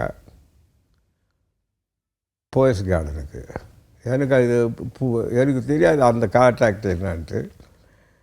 அவங்க நடராஜன் அந்த இருந்தார், அவர் கருணாநிதி ஆள். அந்த நாங்கள் அண்ணா காலத்திலேயே எல் கணேசன் மாணவர் தலைவருக்கு நின்னார்ல, அதை அந்த எல் கணேசன் நடராஜனுக்கு எல்லாம் ஒன்று. நான் எஸ்டி சோமசுந்தர்லாம் ஒன்று. அவங்கள தோக்கடிச்சிட்டோம். அவங்க பொதுவாக அது கருணாநிதி குரூப்பு, நாங்கள் இந்த குரூப்பு. அவங்க ப்ளே பண்ணி கருணாநிதி ப்ளே பண்ணாரா என்னன்னு எனக்கு தெரியாது. நீங்கள் ராமச்சந்திரனை வெளியே அனுப்பிச்சிடுங்கன்னு பண்ணியிருக்கலாம்.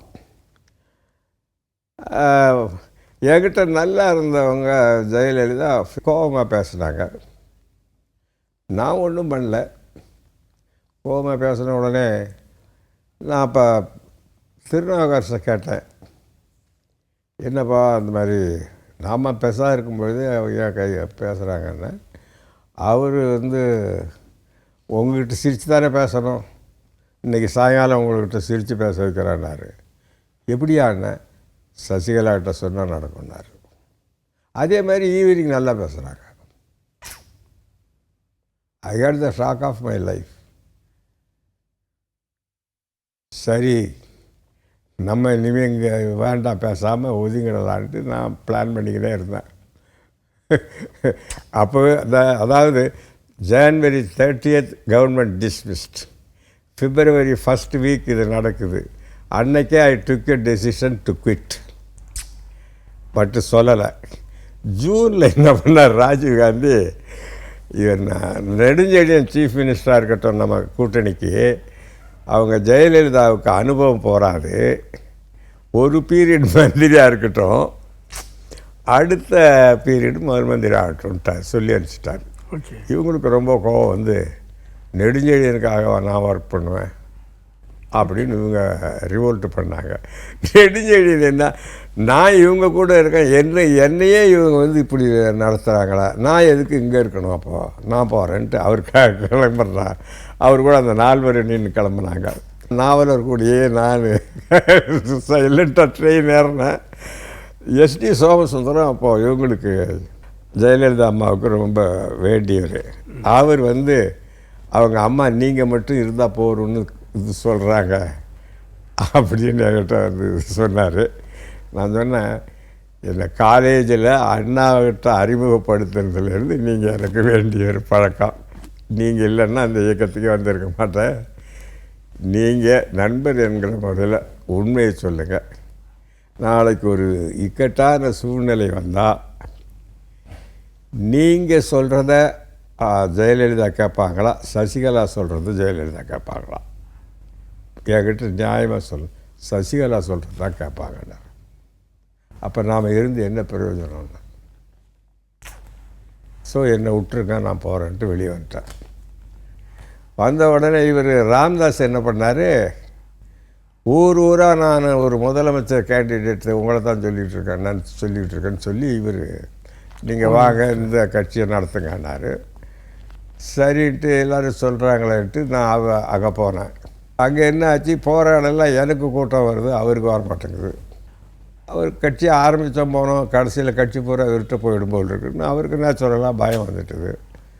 ஆகவே அவர் என்ன ஓரம் கட்ட ஆரம்பித்தார். அதை நான் புரிஞ்சுக்கிட்டேன். நாம் அப்படியே ஒதுங்கிடலான்னு நான் ஒதுங்கிட்டேன். அவர் ஒரு கட்டத்தில் ஜெயலலிதா கூட மீண்டும் இவர் பேசிகிட்டு இருக்காரு, அங்கே போக போகிறாருன்னு கிளப்பி விட்டார். சரின்ட்டு அங்கேருந்து வெளியே வந்தேன். எனக்கு முன்ன போய் இவர் ஜெயலலிதாவை பார்த்து அவங்கள ஒரு மாமன் கல்யாணத்துக்கு கூப்பிட்டு வந்து அவங்க இது நெக்லஸாக அது இதெல்லாம் போட்டுக்கிட்டு ஏதோ போயிட்டு போனாங்க. அப்படி அந்த கதை முடிஞ்சுதுங்க. இனிமேல் இந்த வம்பே வேண்டாம், நம்ம வீட்டோடு இருக்கலான்னு இருந்தேன். அவர் விஜயகாந்த் பார்ட்டி ஃப்ளோட் பண்ணுறாரு. விஜயகாந்தினுடைய பிரதர் ராமச்சந்திரன், அவர் எங்கள் நேட்டிவ் பிளேஸு புலியூர் வில்லேஜுக்கு பக்கத்து கிராமம். அவங்க அப்பா வந்து என் கூட ஹைஸ்கூல் மேட்டு.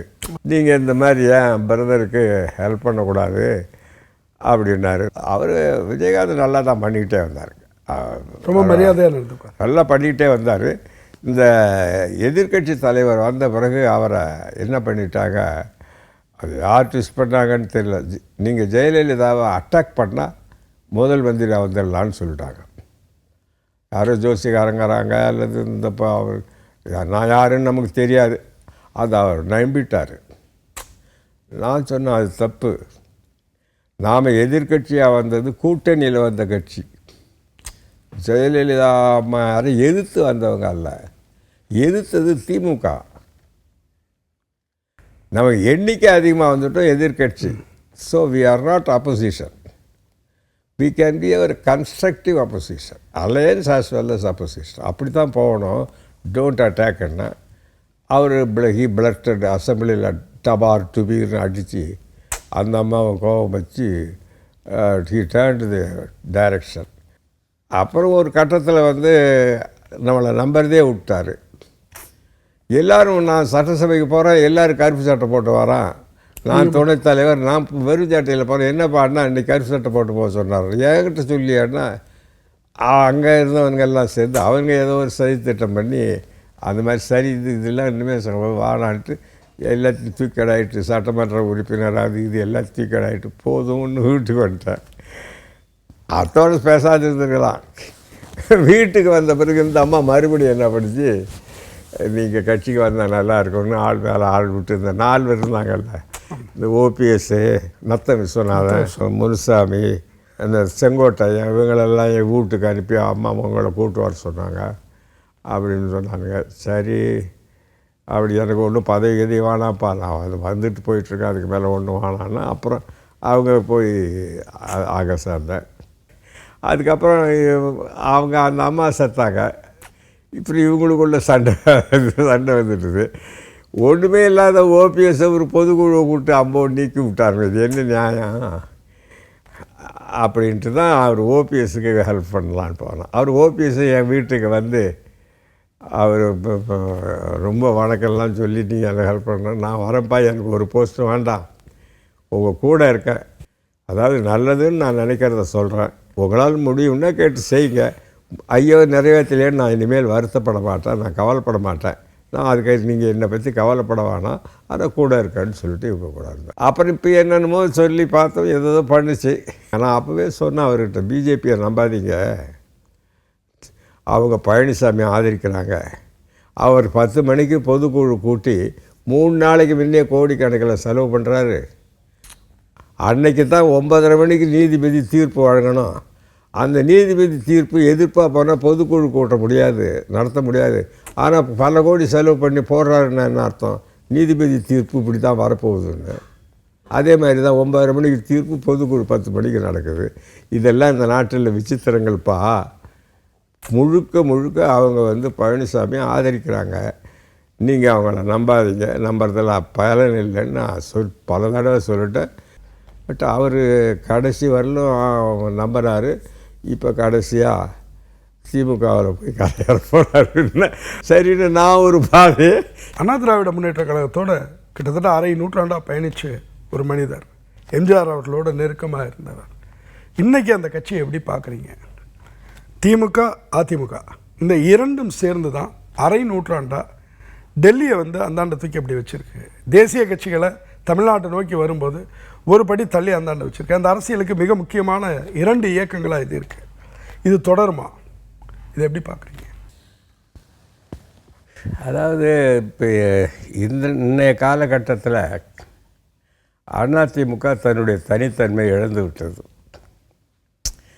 நீங்கள் கட்சிகள், இங்கே உள்ள கட்சிகள் தேசிய கட்சிகளை வராமல் தடுக்குதுங்கிறது அல்ல, இங்கே உள்ள மக்கள் தடுக்கிறாங்க. இந்த மக்களை வந்து இருமுகப்படுத்தி திமுக அதிமுக இருந்தது. இப்போ அதிமுக தன்னுடைய தனித்தன்மை இழக்கின்ற அளவுக்கு சூழ்நிலை ஏற்பட்டு பாஜக அந்த இடத்த பிடிக்கிறதுக்கு வருது. ஆக பாஜக ஒரு தேசிய கட்சி. நாம் விடுதலை போராட்ட காலத்திலிருந்து இங்கே உள்ள மக்கள் வந்து டெல்லின்னா ஒரு மாதிரியாக தான் பார்ப்பாங்க. இப்போ அகில இந்திய காங்கிரஸ் கமிட்டி தலைவராக இருந்து தியாகம் செய்து தன்னுடைய உழைப்பை தந்த பெருந்தலைவர் காமராஜரே கடைசி வரையில் காங்கிரஸில் இருக்க முடியல. காந்தியாருடைய சம்பந்தியாக இருந்து சுதந்திர போராட்டத்துக்கு உறுதுணையாக இருந்த ராஜாஜி அவர்களே கடைசி வரையிலே காங்கிரஸில் இருக்க முடியல. ஏன் மூப்பனார் அவர்களே காங்கிரஸில் இருக்க முடியல? ஏன்? அகில இந்திய தலைவர்கள் இங்கே இருக்கின்ற தலைவர்களை பயன்படுத்தி கொள்வார்களே தவிர பதவி தர மாட்டார்கள். ஒரு நம்பர் 1 பொசிஷன் தரவே மாட்டார்கள். தமிழ்நாட்டில் அகில இந்திய தலைவர்களுடைய செல்வாக்கு எடுபடாது. இப்போ அதனுடைய விளைவு அதிமுகவை வீழ்த்தி பாஜக அந்த இடத்தை பிடிக்க வேண்டும் என்று திட்டம் போட்டார்கள். ஆனால் நாம் ஒன்று நினைக்க தெய்வம் ஒன்று நினைக்க என்று அந்த இடத்தை விஜய் பிடித்து விட்டார். அவருக்கு உள்ளூர் தலைமை. ஸோ திமுக அதிமுக என்ற நிலை மாறி இன்றைக்கி திமுக தாவேகா தான். தாவேகா அதிமுகவை கபலீகரம் பண்ணிட்டாங்க. விஜய் என்ன பண்ணார்? பக்குவமாக எம்ஜிஆரையும் அவங்க ஜெயலலிதா அம்மாவையும் கரெக்டாக எடுத்துட்டார்.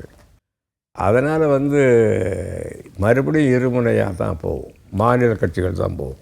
நான் ஒரு வாக்காளர்னு வைங்க, அதிமுக எனக்கு திமுகவுக்கு போட மனம் வராது, அதே நேரத்தில் பாஜகவுக்கும் போட மனம் வராது. சரி, இவருக்காவது போட்டு பார்ப்போம். இப்போ நிறைய பேர் என்ன நினைக்கிறாங்க, விஜய் ஒன்றுமே கொள்கையை சொல்லலை, திட்டம் சொல்லலை, அதை பற்றி அவங்களுக்கு கவலை இல்லை. இத்தனை நாள் இவங்களுக்கு போட்டோம், இவருக்கு ஒரு தடவை போட்டு பார்ப்போம்னு நினைக்கிறாங்க. உங்களுடைய ஆழ்ந்த அனுபவத்திலேருந்து விஜய் போன்ற ஒருத்தர் தமிழக அரசியலில் நீடிக்க முடியும், நீடித்த நாள் அவர் பயணம் பண்ணுவார், அதற்கான உள்ளடக்கம் இருக்குன்னு நம்புறீங்களா? இல்லை, மக்கள் அவரை நம்புகிறாங்க. அதாவது இவர் நல்லா பண்ணுவாருன்னு நம்புகிறாங்க. அவர் அதற்கேற்ப தன்னை தகுதிப்படுத்தி கொள்ள வேண்டும், தயார்படுத்தி கொள்ள வேண்டும். இன்னும் யார் யார் சேர்க்கணுமோ அவங்களெல்லாம் சேர்த்துக்கிடணும்.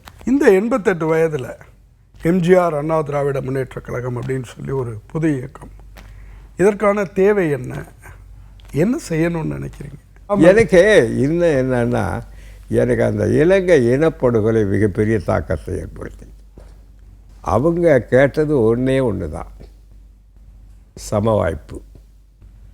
எல்லாரையும் நம்ம நல்லா நடத்தி அவங்கவுங்க திறமைக்கேற்ப ஒரு வாய்ப்பை கொடுத்து பேதம் இல்லாமல் கொண்டு போகிறதுல என்ன கஷ்டம்? இங்கேயும் இன்றைக்கி என்னன்னா, அவங்க பிஜேபி ஒரே நாடு, ஒரே மதம், ஒரே இனம், ஒரே மொழி, அதே பாதை. இந்த பாதையில் அதிமுகவுடைய 2 தலைவர்களும் போனதுனால ஏற்பட்ட அதிருப்தியோட விளைவுன்னு சொல்லலாமா? அதனால் நான் என்ன பண்ணுறேன், நம்ம அனுபவத்தில் பார்த்த ஒரு அரசியல் பாடத்தை மக்களுக்கு சொல்லுவோம்.